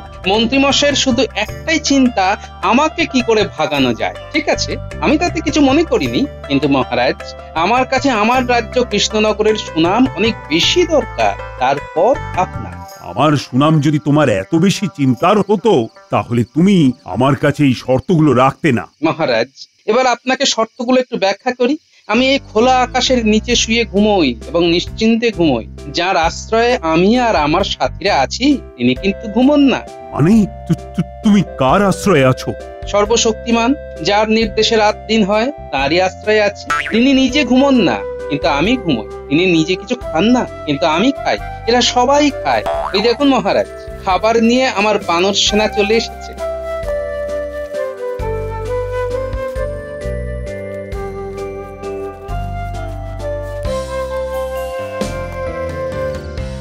বাহ গোপাল, কি সুন্দর করে তুমি বুঝিয়ে দিলে। সেই সর্বশক্তিমান আমার সুখে দুঃখে সব সময় আমাকে আগলে রাখে, আমার সঙ্গে থাকে মহারাজ। আমি আমি আমি বুঝেছি গোপাল, বুঝেছি। মহারাজ, আমি যার আশ্রয়ে থাকি সেই সর্বশক্তিমান তার আশ্রয়ে আপনিও আছেন। যার আশ্রয়ে আপনি আছেন, নবাব বাহাদুর আছে, তার আশ্রয় ছেড়ে আমি আর কোথাও যাব না মহারাজ। সাধু সাধু গোপাল, ধন্য তোমার বুদ্ধি। লোকে তোমায় মূর্খ বলে, কিন্তু তোমার মতন জ্ঞান এখানে কারো নেই। তুমি অনেক বড়, আমি তোমাকে প্রণাম জানাচ্ছি। গোপাল, তুমি আমাকে ক্ষমা করো, আমি তোমাকে অনেক কটু কথা বলেছি। আমি আমি ভীষণ অনুতপ্ত গোপাল। ফিরে চলো আমার রাজ্যে, ফিরে চলো গোপাল। আবার আমার বলে কিছু নেই মহারাজ, সবই তা। ভুল হয়ে গেছে, এই শেষবার, আর কখনো ভুল হবে না। আর তোমরা সবাই আমার সাথে এসো, আমরা একসাথে থাকবো সেই সর্বশক্তিমানের আশ্রয়ে। ধন্য তুমি, ধন্য গোপাল, তোমার হাতে ফিরলো কপাল।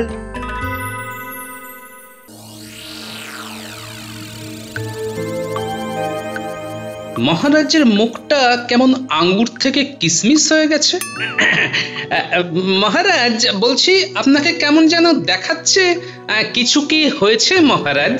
কি আর বলি বলো তো গোপাল, নবাবের কাছে আমি প্রতি বছর একটা কর প্রদান করে থাকি। এবার কোনো কারণে আমার যদি অর্থের প্রয়োজন পড়ে, তবে আমি সেখান থেকে প্রয়োজন মতো অর্থ নিয়ে নিজের সমস্যাটা নির্মূল করতে পারি। হ্যাঁ, এই কথাটা তো আমি জানি, তাহলে সমস্যাটা কি হয়েছে? আর কি বলবো গোপাল, রাজকোষের অবস্থা খুব খারাপ, এদিকে আমার আবার বেশ কিছু অর্থের প্রয়োজন। তাহলে নবাবের কাছে আপনার জমানো অর্থ থেকে কিছু অর্থ আপনি চেয়ে নিন। সেটাই তো সমস্যা গোপাল, নবাব আমাকে ওইভাবে অল্প কিছু অর্থ দেবেন না। যদি অর্থ নিতে হয়, সমস্ত অর্থ একেবারে নিয়ে নিতে হবে। এটা আবার কোন ধরনের নিয়ম? হ্যাঁ গোপাল, নবাবের এটাই নিয়ম। ওনার কাছে অল্প অল্প করে অর্থ রাখতে পারবো, কিন্তু অল্প করে তুলতে পারবো না। তুলতে গেলে সমস্ত অর্থ একেবারেই তুলতে হবে। মহারাজ, আমার মাথায় একটা বুদ্ধি এসেছে। আপনি এক কাজ করুন, আপনি সব অর্থ একেবারে তুলে নিয়ে আসুন, তাহলেই তো ল্যাটা ঝুঁকে গেল। আরে মন্ত্রী, এই জন্য কি আর তোমাকে মাথা মোটা বলি? সব অর্থ তুলে নিলে ভবিষ্যতের জন্য সঞ্চয় হিসেবে কি থাকবে? মহারাজ, আমাকে একদিনের জন্য ছুটি দিতে পারবেন? কেন গোপাল, তুমি আবার এই সময় ছুটি নিয়ে কি করবে? মুর্শিদাবাদ যাব মহারাজ। মুর্শিদাবাদ? কিন্তু কেন? নবাবের থেকে আপনার প্রয়োজনীয় অর্থ নিতে। তুমি পারবে গোপাল? দেখুন না, পারি কি পারি না। আপনি শুধু আমাকে একদিনের ছুটি দিন, আর নবাব বাহাদুরকে একটা পত্র লিখে দিন, ব্যাস। আপনাকে আর চিন্তা করতে হবে না। আপনি মনে করুন আপনার কাজ হয়ে গেছে। ঠিক আছে গোপাল, ঠিক আছে। দেখো, তুমি যদি পারো, তোমার উপর আমার ভরসা আছে। তুমি তাহলে কবে যাচ্ছ? শুভ কাজে দেরি করে লাভ নেই মহারাজ, কাল ভোর ভোরই বেরিয়ে পড়ব।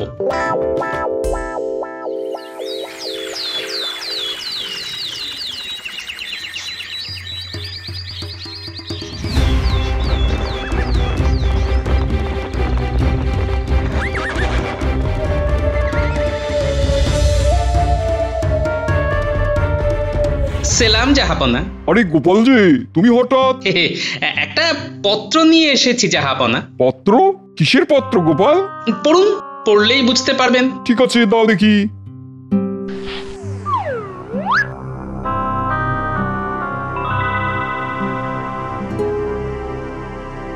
ও, তাহলে কৃষ্ণচন্দ্র তার জমানো সব অর্থ ফেরত চাইছে? আগে জাহাপনা, আপনি তো আর মহারাজকে অল্প কিছু অর্থ ফেরত দেবেন না, তাই বাধ্য হয়ে ওই পুরোটাই একেবারে তুলে নিতে হচ্ছে। বেশ, উজির, গোপালকে কৃষ্ণচন্দ্রের সমস্ত অর্থ বুঝিয়ে দাও। আগে জাহাপনা। 10,001, 10,002, 10,000। ওরে বাবা রে, এতগুলো মোহর গুনতে গিয়ে আমি যে পুরো হাঁপিয়ে গেলাম। গুনুন গুনুন গুনুন, এক মোহরও যেন এদিক ওদিক না হয় উজির মশাই। জাহাপনা, গোপালকে সব বুঝিয়ে দিন। এই নাও 4টে থলেতে 5,000 করে করে ভাগ করে দিলাম। যাক বাবা, অবশেষে মোহর গোনা শেষ হলো। নাও গোপাল, সব বুঝে নাও। হ্যাঁ জাহাপনা, ঠিক আছে। নিন জাহাপনা, এই 3 থলে মানে 15,000 মোহর আবার মহারাজের খাতায় জমা করে দিন। তার মানে? আমার 5,000 মোহর দরকার ছিল, আমি নিয়ে নিয়েছি। বাকিটা আমি আবার জমা করে দিতে চাই। আর আপনার তো নিয়মেই আছে, অল্প মোহর তুলতে পারবো না, তবে অল্প মোহর জমা করতে পারবো। নিন, এই মোহরগুলো জমা করে নিন, আমাকে আবার কৃষ্ণনগর যেতে হবে। তুমি যখন 5,000 মোহরই নেবে, তাহলে এত কষ্ট করে আমাদের দিয়ে এত মোহর গোনালে কেন? গোপাল, তোমার কথা শুনে তো আমার হৃদয়টা একেবারে ধুকপুক করছে। উজির মশাই, এতে আমি কি করতে পারি বলুন? জাহাপনাই তো বললেন অল্প কিছু অর্থ দেবেন না, তাই আমাকে এই পথ অবলম্বন করতে হলো। বাবা, এ তো পুরো ভয়ঙ্কর ব্যাপার। না না না না, গোপালকে বেশি কিছু বলে লাভ নেই। দেখা গেল বুদ্ধি খাটিয়ে আবার কিছু একটা করে বসলো। আচ্ছা ঠিক আছে ঠিক আছে, গোপাল তুমি কৃষ্ণনগরে ফিরে যাও, আমি কৃষ্ণচন্দ্রের নামে এই 15,000 মোহর জমা করে রাখবো, ঠিক আছে? কিন্তু জাহাপানা, আমি যে খাটনি করে এতগুলো মোহর গুনলাম, তার কি হবে? উজির মশাই, এতকাল তো কত অগন্তি মোহর নিজের ট্যাঁকে ভরেছেন, আজকে না হয় একটু গুনলেন, এতে এমন কি হলো? না না না, গোপালকে বেশি কিছু বলা যাবে না, বলা তো যায় না। দেখা গেল নবাব বাহাদুরের সামনে আমার একেবারে হাটে হাঁড়ি ভেঙে দিল। ঠিক আছে জাহাপনা, আমি তবে আসি। হ্যাঁ গোপাল, এসো এসো এসো।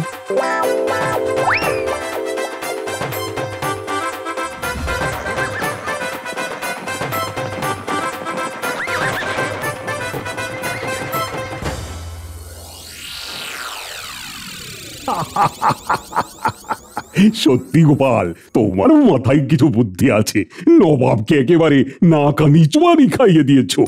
মহারাজ, তাহলে দেখলেন তো, এই গোপাল চাইলে সবকিছু হতে পারে। হ্যাঁ গোপাল, সে কথা আমার অজানা নয়, আর তাই তোমাকে আমি একটা উপহার দিতে চাই। সীমানার পূর্ব দিকে আমার যে 5 বিঘা জমি আছে, আজ থেকে সেই জমি তোমার। ধন্যবাদ মহারাজ। হ্যাঁ, এটা কি হলো? মহারাজ 5 বিঘা জমি গোপালকে দিয়ে দিল? ওই জমিটার উপর আমার কতদিনের লোভ ছিল, সব শেষ হয়ে গেল, সব দূর। না না না না না না, ওই 5 বিঘা জমি কিছুতেই গোপালের হতে পারে না। না না না না না, আমাকে কিছু একটা করতেই হবে, কিছু একটা করতেই হবে, যাতে ওই জমি গোপালের হাত থেকে আমার হাতে চলে আসে। কিন্তু কি করি কি করি কি করি কি করি, কিছুই তো বুঝতে পারছি না। একটা উপায় এসেছে, আমি বরং খাম্বাজ রাজ্যে যাই। খাম্বাজ রাজার সাথে বসে একটা আলোচনা করা যাবে। খাম্বাজ রাজের সাথে তো গোপালের একেবারে আদায় কাঁচকলায় সম্পর্ক, উনি নিশ্চয়ই কোনো না কোনো উপায় আমাকে বের করে দেবে।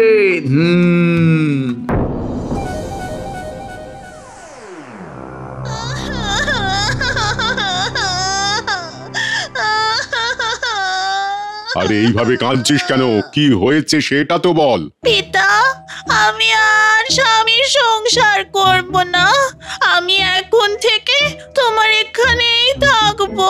উমা, সে কি কথা? তুই এখানে থাকবি মানে? শ্বশুর বাড়িতে আমার মন বসছে না পিতা, তাই আমি ওই শ্বশুর বাড়িতে থাকবো না।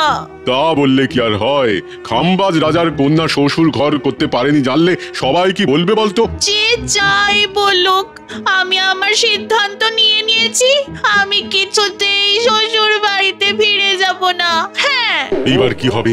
সবাই যদি জানতে পারে আমার মেয়ে বিবাহ বিচ্ছিন্ন, তাহলে তো আমার মান সম্মান একেবারে ধুলোয় মিশে যাবে। উফ, কি যে করি।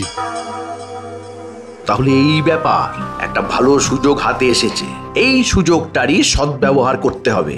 আর এই সুযোগেই ওই বেটা গোপালেরও একটা ব্যবস্থা করতে হবে। মহারাজ, আমার প্রণাম নেবে। আরে কৃষ্ণনগরের মন্ত্রী যে, তো তুমি হঠাৎ? মহারাজ, একটা আর্জি নিয়ে এসেছিলাম। আর্জি? কিসের আর্জি? খবর পেলাম আপনার মেয়ে বিবাহ বিচ্ছিন্ন হয়েছে। এর মধ্যে কৃষ্ণনগরের মন্ত্রীর কানে খবরটাও চলে গেছে? হ্যাঁ, হায় হায় হায়, এইবার কি করব? হ্যাঁ, এইবার কি করব আমি? মানে তুমি কি করে জানলে? খবর কি আর চাপা থাকে খাম্বাজ রাজ? আমার কানে সব খবরই এসে পৌঁছায়। চন্দ্র সূর্যেও যদি কিছু হয়, তবেও সেটা আমার কানে এসে পৌঁছাবে। শোনো, বলছিলাম কি, তুমি যখন জেনেছো, মানে জেনেই ফেলেছো, তখন আর কাউকে বলো না কিন্তু মন্ত্রী, তাহলে আমার মান সম্মানের ছিটে ফোঁটাও আর বেঁচে থাকবে না। আরে মহারাজ, আপনি চিন্তা করবেন না, আপনার মান সম্মানের ছিটে ফোঁটাও নষ্ট হতে আমি দেব না। আরে সেই জন্যই তো আমার আপনার কাছে আসা। আরে তুমি কি বলতে চাইছো একটু খোলসা করে বলো তো মন্ত্রী, আমি তো তোমার কোনো কথাই বুঝতে পারছি না। মহারাজ, আপনি গোপালের সাথে আপনার মেয়ের বিবাহ দিয়ে দিন, দেখবেন সব দিক থেকে ভালো হবে। হ্যাঁ, কি বলছো তুমি মন্ত্রী? গোপালের সাথে আমি আমার মেয়ের বিয়ে দেবো? এত বয়স্ক একটা লোকের সাথে আমি কেন আমার মেয়ের বিয়ে দেবো? হ্যাঁ, তাছাড়া গোপাল তো বিবাহিত। মহারাজ, আরে গোপাল বিবাহিত তো কি হয়েছে? বিবাহ বিচ্ছেদ করতে আর কত সময় লাগবে? আর একটা কথা বলছি, কিছু মনে করবেন না, আপনার মেয়ের একবার বিবাহ বিচ্ছেদ হয়েছে, এরপরে তো কোনো রাজপুত্র আর বিবাহ করতে আসবেও না। এই কথাটাও তুমি ঠিকই বলেছো মন্ত্রী। আর গোপালের কাছে এখন অনেক সম্পত্তিও আছে। এই কিছুদিন আগেই আমাদের মহারাজ গোপালকে তার 5 বিঘা জমি উপহার হিসেবে দিয়েছে। আর গোপালের মতো বুদ্ধিমান জামাই যদি আপনার ঘরে থাকে তাহলে তো আপনার আর কোনো চিন্তাই থাকবে না। কিন্তু গোপাল কি রাজি হবে আমার মেয়েকে বিয়ে করতে? গোপালকে রাজি করানোর দায়িত্ব আমার। আপনি শুধু আমাকে কথা দিন যে বিয়ের পর গোপালের ওই 5 বিঘা জমি যেন গোপাল আমার নামে করে দেয়। আচ্ছা, সে না হয় হবে, তুমি গোপালকে তো আগে রাজি করাও। গোপালকে এমন ফাঁদে ফেলবো যে গোপাল রাজি না হয়ে যাবে কোথায়।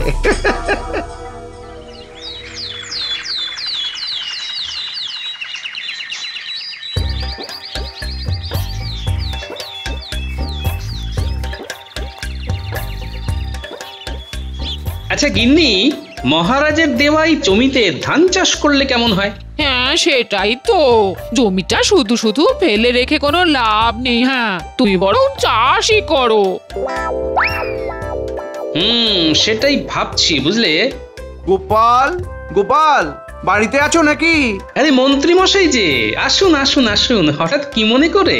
এমনি এদিক দিয়ে যাচ্ছিলাম, তাই ভাবলাম একটু তোমার বাড়ি ঘুরে যাই, ঘোরাও হবে আর একটু জল বাতাসাও খাওয়া হবে। ও আচ্ছা ঠিক আছে, আপনি বসুন, আমি বরং একটু পুকুর থেকে ডুব দিয়ে আসি। আচ্ছা ঠিক আছে ঠিক আছে ঠিক আছে। গিন্নি, তুমি মন্ত্রী মশাইকে একটু জল বাতাসা দাও, আমি পুকুরের জলে ডুব মেরেই আসছি। আচ্ছা।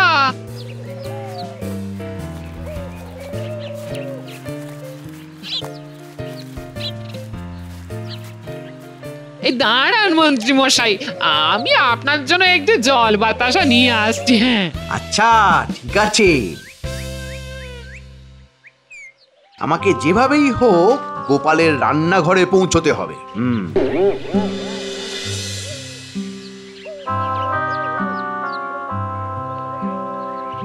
আরে মন্ত্রী মশাই, আপনি রান্নাঘরে চলে এলেন? মানে আসলে বাইরে খুব রোদ, দাঁড়িয়ে থাকা যাচ্ছে না। ও আচ্ছা নিন, এই আপনার ডল। হ্যাঁ ও হ্যাঁ হ্যাঁ হ্যাঁ।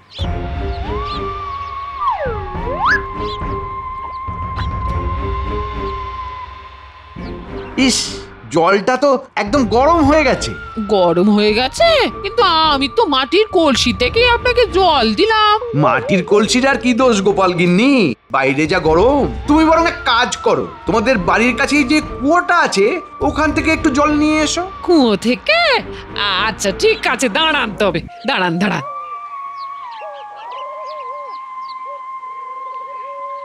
এই সুযোগ, সব খাবারে নুন আর লঙ্কার গুঁড়ো ছড়িয়ে দিতে হবে।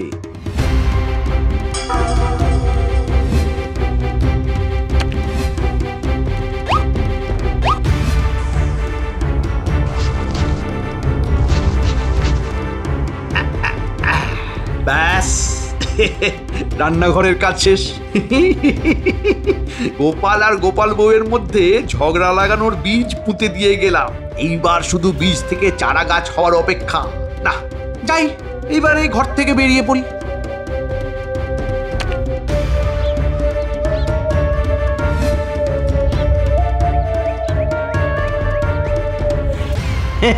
এই তোমাদের বাড়িটা একটু ঘুরে ঘুরে দেখছিলাম, কুয়ো থেকে জল আনলে? হ্যাঁ এই যে দাঁড়ান, আমি একটা পাত্র করে এনে দিচ্ছি। হ্যাঁ আচ্ছা, এই নিন মন্ত্রী মশাই। হ্যাঁ গোপাল গিন্নি দাও। আহ শান্তি। আমি তাহলে এইবার আসি গোপাল গিন্নি। আচ্ছা আসুন আসুন আসুন। যাই বাবা, অনেক দেরি হয়ে গেল, ঝটপট ওনার খাবারটা বেড়ে ফেলি। হ্যাঁ উনি আবার একটু পরে খেতে বসবেন। হ্যাঁ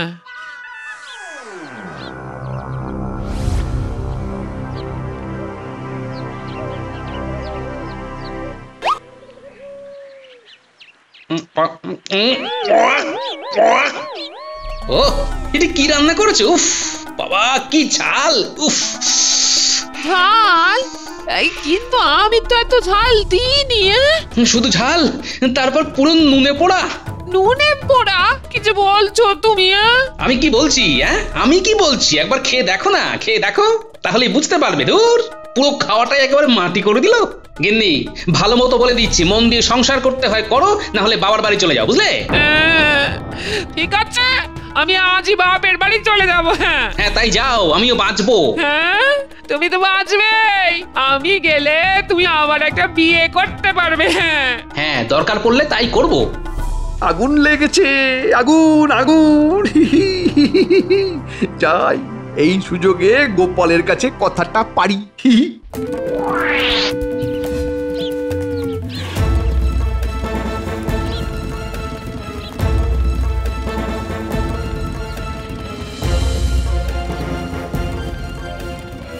আরে গোপাল, তুমি এখন এই পথে? কিছু না, এমনি বেরিয়েছি একটু। না না, কিছু তো একটা হয়েছে। কি হয়েছে আমাকে বলো না গোপাল। আরে আরে আমি তো তোমার দাদারই মতো। হ্যাঁ, কি গিন্নির সাথে ঝামেলা হয়েছে নাকি? বুঝি বুঝি বুঝি গোপাল, দীর্ঘদিন একসাথে থাকতে থাকতে এইরকম একটু একটু হয়। তুমি এক কাজ করো গোপাল, তুমি তুমি হ্যাঁ তোমার গিন্নিকে ছেড়ে দাও। গিন্নিকে ছেড়ে দেবো? কি বলছেন কি মন্ত্রী মশাই? হ্যাঁ ঠিকই তো বলছি। আমার কাছে তোমার জন্য একটি ভালো পাত্রীর সন্ধান আছে। ভালো পাত্রী? হ্যাঁ, খাম্বাজ রাজার মেয়ে, দেখতেও যেমন সুন্দরী তেমনি গুণবতী, আর বিয়ে হলে পুরো খাম্বাজ রাজ্য তোমার। মন্ত্রী মশাই হঠাৎ আমার বিবাহ নিয়ে পড়লেন কেন? নিশ্চয়ই কোনো ব্যাপার আছে। আমাকে যেভাবেই হোক এই মন্ত্রীর পেট থেকে কথা বের করতেই হবে। কি হলো গোপাল, হ্যাঁ কি ভাবছো? না মানে খাম্বাজ কন্যা কি আমাকে বিবাহ করতে রাজি হবে? আমি তো ওনার থেকে বয়সে অনেক বড়। আরে কেন হবে না? খাম্বাজ কন্যার প্রথম বিবাহ ভেঙে গেছে, তাই খাম্বাজ রাজ তার কন্যার জন্য দ্বিতীয় পাত্র হিসেবে তোমাকেই চাইছেন। আমাকেই? কিন্তু কেন? আরে তুমি এত বুদ্ধিমান, তুমি যদি ওনার জামাই হও তাহলে তো আর ওনার কোনো চিন্তাই থাকবে না। আচ্ছা বেশ, তাহলে তুমি রাজি তো গোপাল? হ্যাঁ রাজি? হ্যাঁ, খাম্বাজ রাজ যখন চাইছেন তখন আমি কিভাবে আপত্তি করি বলুন। বাবা বাবা বাবা, তাহলে আমি আজকেই খাম্বাজ রাজকে বলে আগামীকালই তোমাদের বিয়ের বন্দোবস্ত করে নেবো গোপাল। আগামীকালই? আরে শুভ কাজে দেরি করে কি লাভ বলো? আচ্ছা গোপাল, তোমার কাছে আমার একটা ছোট্ট আর্জি আছে, তোমাকে কিন্তু রাখতে হবে। কি আর্জি মন্ত্রী মশাই? মানে দেখো দেখো, তোমার যদি খাম্বাজ কন্যার সাথে বিয়েই হয়ে যায়, হ্যাঁ, তবে তুমি তো পুরো খাম্বাজ সাম্রাজ্যটাই পেয়ে যাবে। তখন মহারাজের দেওয়া ওই 5 বিঘা জমি নিয়ে তুমি কি করবে বলো তো? হ্যাঁ, ও জমি তুমি আমায় দিয়ে দাও গোপাল। হ্যাঁ, ও জমিটা তুমি আমায় দিয়ে দাও। আচ্ছা তাহলে এই ব্যাপার। এখন বুঝতে পারলাম এই মন্ত্রীর আসল উদ্দেশ্য আসলে কি। আমার তো মনে হচ্ছে আমার আর গিন্নির মধ্যে ঝগড়াটাই মন্ত্রী সৃষ্টি করেছে। এই জন্যই আজ সকাল সকাল আমার বাড়িতে এসে হাজির। হ্যাঁ হ্যাঁ হ্যাঁ, এইবার পুরো অঙ্কটা মিলে গেল। তবে আমার নামও গোপাল, আমাকে ঠকানো এত সহজ নয় মন্ত্রী মশাই। ভণ্ড মন্ত্রীর বিয়ে আমি পণ্ড করেই ছাড়বো। হ্যাঁ হ্যাঁ। কি গোপাল, হ্যাঁ রাজি তো? রাজি? এত সুন্দর প্রস্তাবে রাজি না হয়ে উপায় আছে বলুন? ব্যাস ব্যাস, তাহলে তো হয়েই গেল। আমি কালকেই তাহলে তোমার আর খাম্বাজ কন্যার বিয়ের ব্যবস্থা করছি। একদম, আপনি তো বললেন শুভ কাজে দেরি করতে নেই, তাই আর দেরি করে লাভ নেই মন্ত্রী মশাই। আহ, এতদিনে গোপালকে ফাঁদে ফেলতে পেরেছি।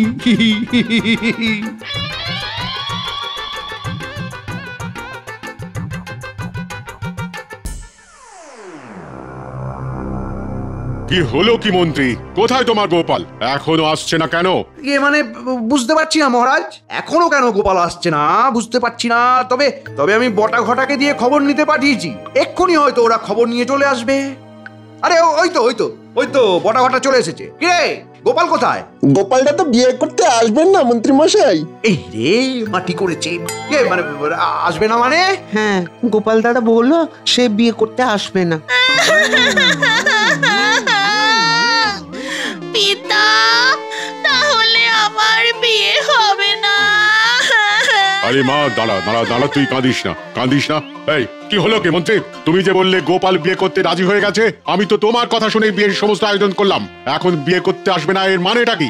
আমি তো কিছুই বুঝতে পারছি না মহারাজ। গোপাল নিজে আমাকে কথা দিল যে সে আপনার কন্যাকে বিয়ে করতে রাজি, আর আমাকে 5 বিঘা জমি দিতেও রাজি।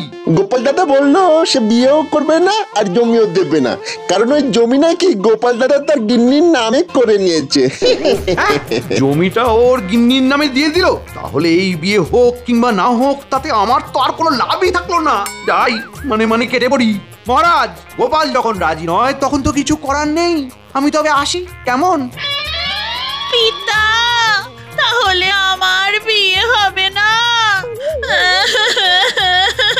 দাও মন্ত্রী। এই আমাকে আবার কেন ডাকে? হ্যাঁ বলুন। গোপাল আসেনি তো কি হয়েছে? তুমি তো আছো, তোমার সাথেই আমি আমার মেয়ের বিয়ে দেব। না না না না না, এটা হতে পারে না, এটা এটা এটা হতে পারে না। আমার বাড়িতে গিন্নি আছে, এটা কিভাবে হবে? বিবাহ বিচ্ছেদ করে নেবে। তুমি তো বলেছিলে বিবাহ বিচ্ছেদ করা কোনো ব্যাপারই নয়। হ্যাঁ মানে বলেছিলাম, কিন্তু সেটা আমার ক্ষেত্রে প্রযোজ্য নয়। আপনি একটু বোঝার চেষ্টা করুন রাজামশাই। কেন, তুমি কোন মাতব্বর শুনি? হ্যাঁ, তোমাকেই আমার মেয়েকে বিয়ে করতে হবে, নইলে নইলে আমি তোমাকে বন্দি করব। হ্যাঁ,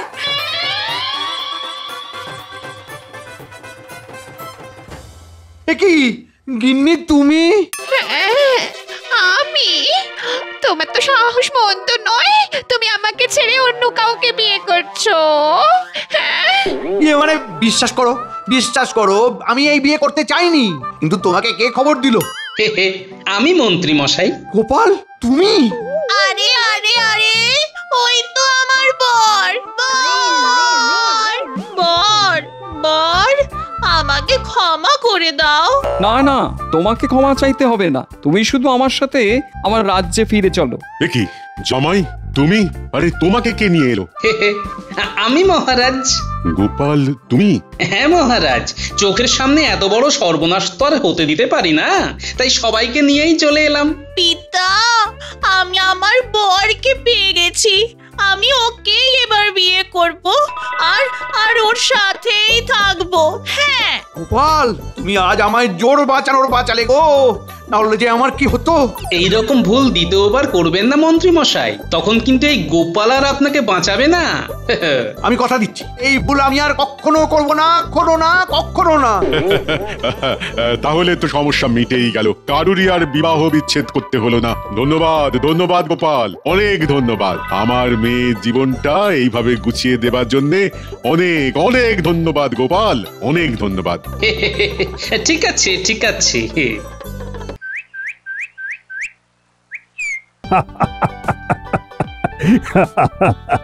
বেশ বেশ বেশ। মহারাজ কৃষ্ণচন্দ্র, এইবার তাহলে আসল কথায় আসি।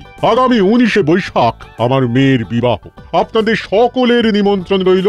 নিন আমার পক্ষ থেকে এই নিমন্ত্রণ পত্রখানা গ্রহণ করুন।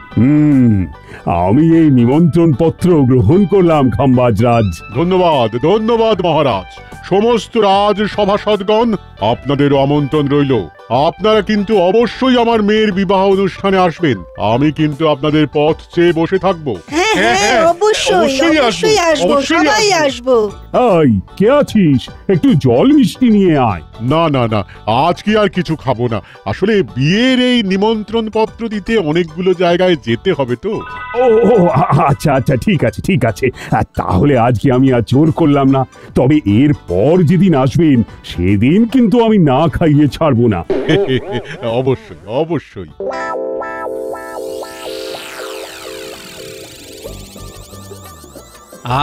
কতদিন পর বাজারে একটু কুচো চিংড়ি পেলাম। আজকে এই চিংড়ি দিয়ে গিন্নিকে বেশ জমিয়ে একটু লাউ ঘন্ট করতে বলবো। কতদিন লাউ ঘন্ট খাই না। আরে ওটা মন্ত্রী না? হ্যাঁ, সাথে তো দেখছি বটা ঘটাও আছে। এই অন্ধকারে দাঁড়িয়ে ওরা কি কথা বলছে? না না, পুরো ব্যাপারটা দেখতে হচ্ছে তো। শোন বটা ঘটা, সামনের 19শে বৈশাখ খাম্বাজ রাজার মেয়ের বিয়ে। সবাই খাম্বাজ রাজার মেয়ের বিয়েতে যাচ্ছে। রাজবাড়ি একদম ফাঁকা। কি বলছেন মন্ত্রীমশাই, রাজবাড়ি ফাঁকা? তাহলে তো মন্ত্রীমশাই এটা একটা সুবর্ণ সুযোগ, কি বলেন? হ্যাঁ রে, আরে সেই জন্যই তো বলছি রাজবাড়ি ফাঁকা, মহারাজ মহারানী কেউ থাকবে না। এই সুযোগেই রাজবাড়ির সমস্ত ধন সম্পদ যা যা আছে সব একেবারে চুরি করে ফাঁকা করে দিতে হবে। আর এই কাজটা করতে পারলেই ব্যাস, তারপর সারা জীবন শুধু পায়ের ওপর পা তুলে বসে থাকবো। আমরা সব বুঝে গেছি মন্ত্রীমশাই, আপনাকে আর কিচ্ছু বোঝাতে হবে না। ঠিক আছে, তাহলে তোরা বাড়ি যা। হ্যাঁ, আমি একটু বাজারের দিকে যাই। গিন্নি আজকে আবার একটু পাবদা মাছের ঝাল খেতে চেয়েছে। ঠিক আছে, আমরা তাহলে আসছি মন্ত্রীমশাই। হ্যাঁ হ্যাঁ, যা যা, চলে যা।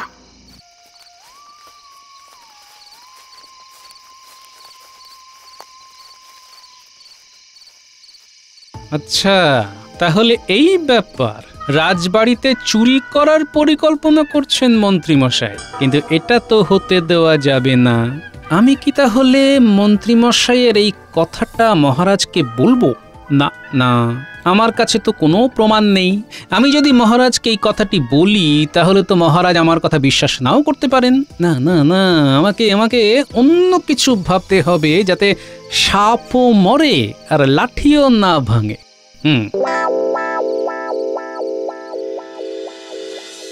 কি গো, বলি রান্না ভালো হয়নি?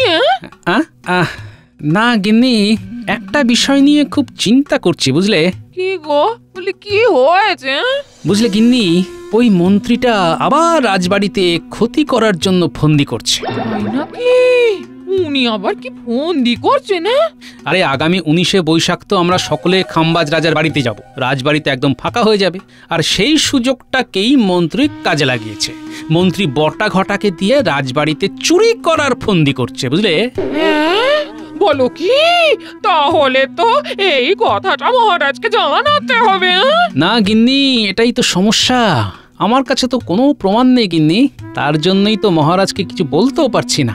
কিন্তু আমাকে যেভাবেই হোক মন্ত্রীকে আটকাতে হবেই। কিছু ভেবে পেলে? না গিন্নি, সন্ধ্যা থেকে এটাই ভাবছি, কিন্তু কিছুতেই কিছু উপায় খুঁজে পাচ্ছি না। আচ্ছা, রাজবাড়িতে যদি কেউ পাহারায় থাকেন তাহলে তো মন্ত্রী বটা ঘটাকে দিয়ে চুরি করাতে পারবে না। খাম্বাজ রাজার মেয়ের বিবাহ, খাম্বাজ রাজা সবাইকেই তার বাড়িতে ভোজ খাবার জন্য আমন্ত্রণ জানিয়েছেন। সেখানে রাজবাড়িতে পাহারা দেবার জন্য কেই বা থাকবে বলো? আমি ভাবছি আমি নিজে থেকে যাব নাকি। তা থাকতে পারো, তবে তোমার যা ঘুম, চোর চুরি করে পালালেও তুমি টের পাবে না। তখন ওই মন্ত্রী দেখবে তোমার উপর উল্টো দোষ দিচ্ছে। না না না না, তুমি বরং অন্য কিছু ভাবো। কি করি বলো তো, কিছুই তো মাথায় আসছে না। আগে খেয়ে নাও তো দেখি, তার মনে হয় এইসব নিয়ে পরে চিন্তা করবে। খাও খাও খাও। পেয়েছি গিন্নি, উপায় পেয়েছি। ওই মন্ত্রীকে জব্দ করার উপায় পেয়েছি। পেয়েছো উপায়? এই আমাকে বলো না কি উপায় গো। বলবো গিন্নি, তোমাকেই তো বলবো।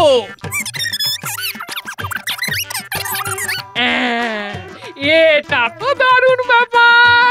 হ্যাঁ গো, তোমার মাথায় এত বুদ্ধি কোথা থেকে আসে বলো তো? তোমার হাতের এই লাউ চিংড়ি খেয়ে গো। নাও নাও নাও নাও, এবার খাওয়াটা শেষ করো দেখি। খাও খাও খাও। দাও দাও দাও, আরেকটু লাউ চিংড়ি দাও দেখি।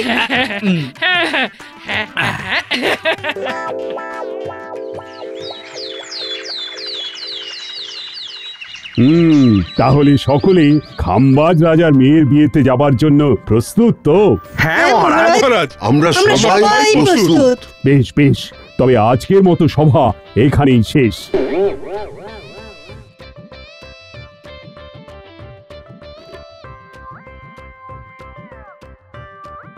না, এইবার আমাকে মহারাজের কাছে যেতে হবে। ওই ব্যাপারে মহারাজের সাথে কথা বলতে হবে। হ্যাঁ,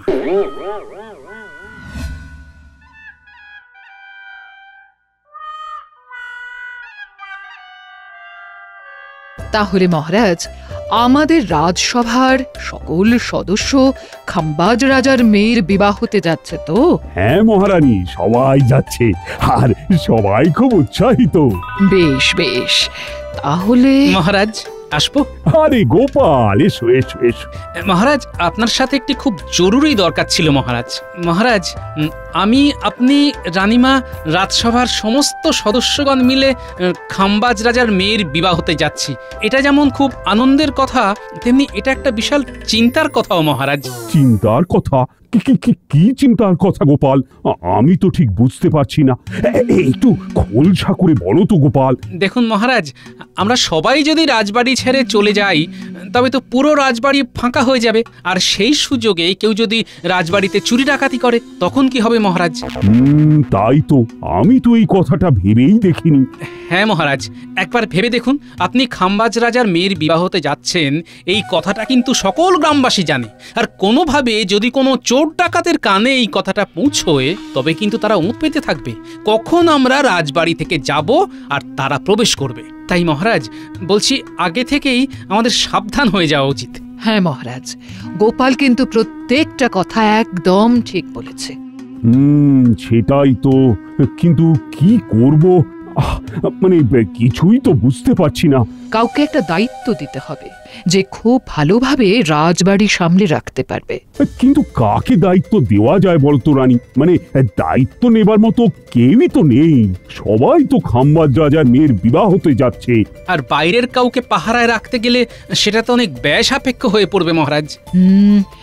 সেটাই তো কথা। তাহলে উপায়? উপায় একখানা আছে রানীমা। উপায় আছে? কি উপায় গোপাল? মহারাজ আপনি বরং নবাব বাহাদুরকে রাজবাড়ির দায়িত্ব দিয়ে যান, তাহলে দেখবেন আমার রাজবাড়ির একটা জিনিসও এক চুলো সরবে না। নবাব বাহাদুর? কি বলছো গোপাল? এই তোমার মাথা টাথা ঠিক আছে তো নাকি? নবাব বাহাদুরে খেয়ে দে কাজ নেই, উনি নিজে এসে আমার রাজবাড়ি পাহারা দেবেন? দাঁড়ান মহারাজ, আমার মনে হচ্ছে গোপালের মাথায় নিশ্চয়ই কোনো বুদ্ধি আছে। কি গোপাল, আমি ঠিক ধরেছি তো? আপনি মহারানী, আপনি কখনো ভুল হতে পারেন? মহারাজ আমার মাথায় একটা জব্বর উপায় আছে। কি উপায় গোপাল? বলো বলো বলো। শুনুন তবে। বুঝে গেলেন তবে? এতে আপনার খরচাও বেঁচে গেল আর রাজবাড়িও সুরক্ষিত থাকলো। সত্যি গোপাল, তোমার বুদ্ধির জবাব নেই। আর এই কথাটা 5 কান করার দরকার নেই মহারাজ। ঠিক আছে ঠিক আছে, তুমি যেভাবে বলবে ঠিক সেভাবেই হবে। ঠিক আছে মহারাজ, কাল তাহলে সকাল সকাল চলুন মুর্শিদাবাদের উদ্দেশ্যে রওনা হয়ে পড়ি। হ্যাঁ তাই কর তাই কর। আরে কৃষ্ণচন্দ্রজি, তুমি হঠাৎ মুর্শিদাবাদে? আরে এসো এসো এসো এসো। আরে সাথে গোপালও আছে দেখছি, কি ব্যাপার? খুব বিপদে পড়ে আপনার কাছে এসেছি জাহাপনা। ইয়ে মানে কি বিপদ? কি হয়েছে? আসলে জাহাপনা, আমার কোষাগারের অবস্থা বর্তমানে খুব খুব খারাপ। আমাকে দয়া করে কিছু অর্থ ঋণ হিসাবে দিয়ে সাহায্য করুন। আমি কথা দিচ্ছি, আমি কিছুদিনের মধ্যেই আপনার সব অর্থ ফেরত দিয়ে দেব। নবাব বাহাদুর, এই সুযোগ মহারাজা কৃষ্ণচন্দ্রের থেকে রাজবাড়িটা দখলে করার, এই সুবর্ণ সুযোগ হাতছাড়া করবেন না।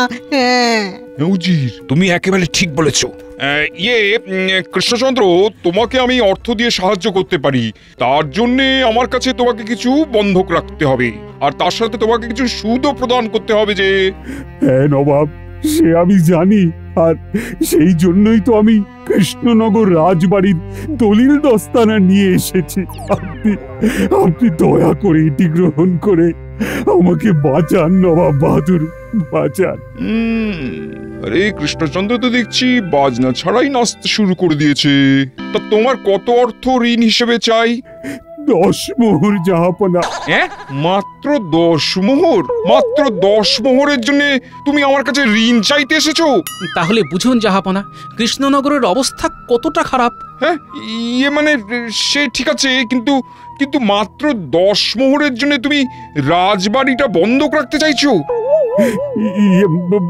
মানে জাহাপনা, আমি আসলে আপনাকে ঠকাতে চাই না। আমাকে ঋণ দেবার পরিবর্তে আপনারও যাতে কোনো ক্ষতি না হয়, সেই জন্য আমি আমার রাজবাড়ির দায়িত্ব আপনাকে দিচ্ছি। ঠিক আছে ঠিক আছে, তবে কৃষ্ণচন্দ্র, যতদিন না তুমি আমাকে 10 মোহর শোধ দিতে পারছো, ততদিন কিন্তু তুমি রাজবাড়িতে থাকতে পারবে না। আমি আমার সৈন্য সামন্ত নিয়ে ওই কয়েকদিন কৃষ্ণনগরে গিয়ে থাকবো। আসলে অনেকদিন কোথাও থাকা হয় না তো। হ্যাঁ জাহাপনা, আপনার যেমন ইচ্ছে। আমি কাল সকালের মধ্যেই রাজবাড়ি ফাঁকা করে দেব। আচ্ছা বেশ বেশ বেশ, কই দাও দেখি তোমার রাজবাড়ির দলিলখানা। এই নিন জাহাপনা। এই নাও 10 মোহর। তাহলে জাহাপনা, আপনাকে সুদ হিসেবে কত দিতে হবে? 10 মোহরের সুদ হলো গিয়ে 1 মোহর। তাহলে সর্বমোট আপনি পাবেন 11 মোহর, তাই তো? আগে হ্যাঁ। জাহাপনা, আপনি আমার অনেক বড় উপকার করলেন। আপনার এই ঋণ আমি কোনোদিনও ভুলবো না, কোনোদিনও না। ভুলে গেলেই ভালো। তাহলে মাত্র 10 মোহরের পরিবর্তে কৃষ্ণনগরের রাজবাড়ি আমার। আচ্ছা আচ্ছা আচ্ছা ঠিক আছে এত কান্নাকাটি করতে হবে না। মানে ঠিক আছে কৃষ্ণচন্দ্র, এখন তবে এসো তোমরা, আমার আবার শয়নের সময় হয়ে এলো। আগে হ্যাঁ জাহাপনা, চলো চলো গোপাল চলো। হ্যাঁ মহারাজ, চলুন চলুন।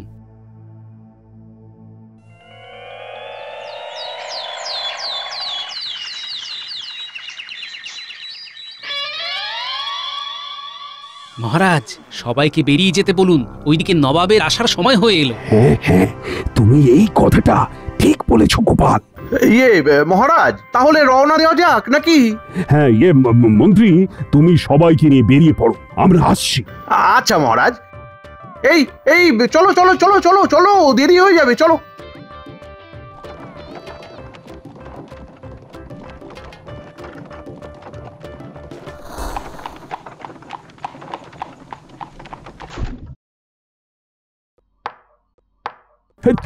চলে এসেছেন জাহাপনা, আমি তো আপনার জন্য অপেক্ষা করছিলাম।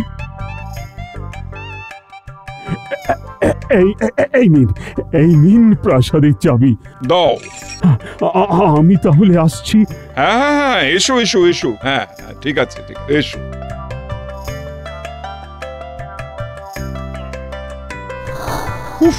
এতদিন পর কৃষ্ণনগর রাজবাড়ি মনে হচ্ছে আমার হাতের মুঠোয় এলো। কি বলো উজির? যা বলেছেন নবাব বাহাদুর। ওই কৃষ্ণচন্দ্র কত বোকা ভাবুন, মাত্র 10 মোহরের জন্য এত বড় রাজপ্রাসাদটা বন্ধক রেখে দিল। এই রাজপ্রাসাদ ছাড়া তো কৃষ্ণচন্দ্রের বন্ধক রাখার মতন আর অন্য কিছু নেই। তাই যাকে আমার এতদিনের মনের ইচ্ছে পূর্ণ হয়েছে।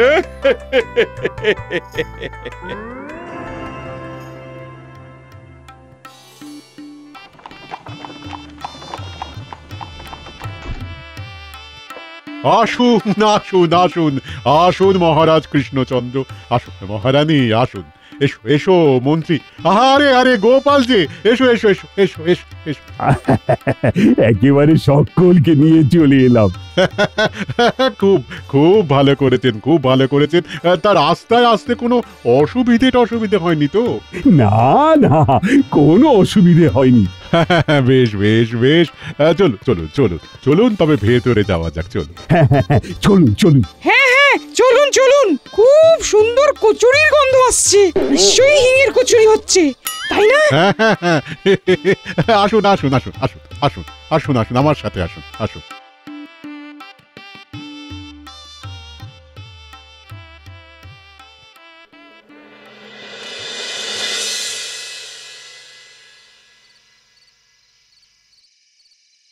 হ্যাঁ, খান খান মহারাজ, মহারাজ খান, ভালো করে খান, তৃপ্তি করে খান। আরে গোপাল গোপাল, তুমি তো কিছুই খাচ্ছ না হে। এই তো খাম্বা রাজা, আমি খাচ্ছি তো।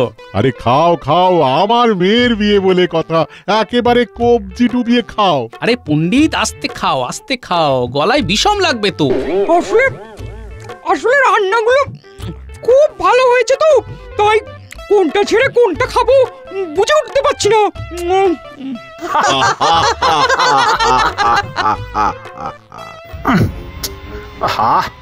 কিছুতেই শান্তি পাচ্ছি না।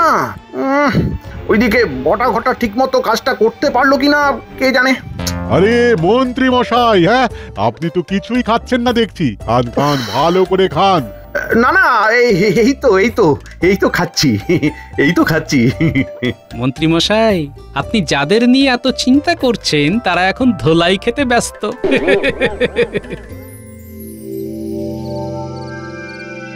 এই কটা যা পাবি একেবারে ঝেপে নিবি, বুঝলি? হ্যাঁ বুঝেছি। তুই এত চিৎকার করে কথা বলিস না তো, কেউ শুনতে পেলে। আরে ধুর, রাজবাড়িতে এখন কেই বা আছে যে শুনতে পাবে? এত কথা না বলে আমার সাথে আয়। আরে এই ফুলদানিটা কি সুন্দর! সত্যি তো, দারুণ দেখতে। বাইরে বিক্রি করলে অনেক দাম পাওয়া যাবে। নিয়ে নে বটা, নিয়ে নে। কে রে? কে? এই রে, কে যেন আসছে। কিন্তু মন্ত্রী মশাই যে বলেছিল রাজবাড়ি ফাঁকা, কেউ নেই। তার মানে মন্ত্রী মশাই আমাদের ফাঁসাতে চেয়েছেন। এইবার কি করবি? এই কে রে তোরা, এখানে কি করছিস? ইয়ে মানে আমি মানে ওরে এত বড় সাহস, রাজবাড়িতে চুরি করতে এসেছিস? আমি না আমরা ঘটা পালা রে।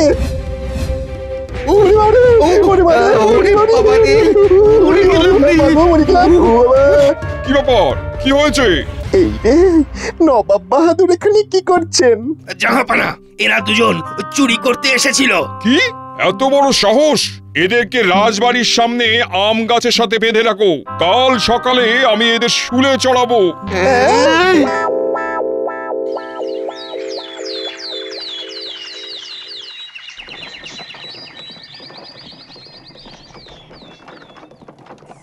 এতক্ষণে মনে হয় বটা ঘটা রাজবাড়ি একেবারে ফাঁকা করে দিয়েছে। উজির, এদের শুলে চড়ানোর ব্যবস্থা করো। না জাহাপনা, আমাদের ছেড়ে দিন। হ্যাঁ জাহাপনা, দয়া করে আমাদের ছেড়ে দিন। আমরা আর এই ভুল করব না। আমার কাছে চুরির কোনো ক্ষমা নেই। কি হলো উজির, তুমি দাঁড়িয়ে আছো কেন? ইয়ে মানে হ্যাঁ জাহাপানা, যাচ্ছি। কি বটা ঘটা তোদের এইভাবে কে বাঁধলো? কি হয়েছে জাহাপানা? এ কি কৃষ্ণচন্দ্র, তুমি এত তাড়াতাড়ি চলে এলে? হ্যাঁ জাহাপানা, এই নিন 10 মোহর আর তার সুদ 1 মোহর, মোট 11 মোহর। নিন জাহাপানা, ধরুন। ইয়ে মানে আসল সুদ তাহলে সব মিটে গেল। কিন্তু এই বটা ঘটা কি করেছে? এরা রাজবাড়িতে চুরি করতে গিয়ে ধরা পড়েছে। জাহাপানা এদের শুলে চড়াবে বলে ঠিক করেছে। এই রে, কি চুরি? এত বড় সাহস! মহারাজ, আমাদের ক্ষমা করে দিন, আমরা এইসব করতে চাইনি। মন্ত্রী মশাই আমাদের বলেছে চুরি করতে। হ্যাঁ মহারাজ, এই মন্ত্রী মশাই আমাদের বলেছিল। মিথ্যা কথা মহারাজ, একদম মিথ্যা কথা। এই একটা দেব না এমন আমার নামে মিথ্যা কথা বলা? হ্যাঁ, আমার নামে? মহারাজ আপনি ওদের কথা একদম বিশ্বাস করবেন না। ওরা আপনাকে মিথ্যে কথা বলছে। কোনো মিথ্যে কথা নয়, এটাই সত্যি। কি মন্ত্রী মশাই, তাই তো? মানে থাক, মানেটা আমিই বলে দিচ্ছি মন্ত্রী মশাই। মহারাজ, আমি নিজের কানে শুনেছি এবং নিজের চোখে দেখেছি এই মন্ত্রী মশাই বটা ঘটার সাথে রাজবাড়িতে চুরির পরিকল্পনা করছিল। আর ঠিক সেই কারণেই আমি আপনাকে নবাবের থেকে 10 মোহর ঋণ হিসেবে নেওয়ার পরিকল্পনা দিই, যাতে আমার এক ঢিলে 2 শিকার হয়। মন্ত্রী, তোমার ব্যবস্থা আমি পরে করছি। সবই তো বুঝলাম, কিন্তু 10 মোহর ধার নেওয়ার পরিকল্পনা মানে আমি তো কিছুই বুঝতে পারছি না। আসলে আমাদের সকলের খাম্বাজ রাজার মেয়ের বিবাহতে নিমন্ত্রণ ছিল। এই ব্যাপারটি জানার পর কিভাবে রাজবাড়িকে ফাঁকা ফেলে চলে যেতাম বলুন? আর বাইরের পাহারাদার নিয়ে এসে রাজবাড়ি পাহারা দিতে গেলে তো অনেক খরচও হয়ে যেত। তাই গোপাল আমাকে পরামর্শ দেয় 10 মোহরের পরিবর্তে আপনার কাছে এই বাড়িটি বন্ধক দিয়ে আসতে, যাতে মাত্র 1 মোহর সুদের পরিবর্তে রাজবাড়ি পাহারাও হয়ে যায় আর চোর ধরাও হয়ে যায়। হ্যাঁ, মাত্র 1 মোহর সুদের জন্য এত খাটুনি হলো আমাদের? জাহাপনা, তাহলে বলুন কেমন লাগলো আমার সুদের পরিমাপ? সাবস্ক্রাইব করে দিন ভাই, আর বেলটা বাজাতেও ভুলবেন না, না হলে মজা মিস করবেন।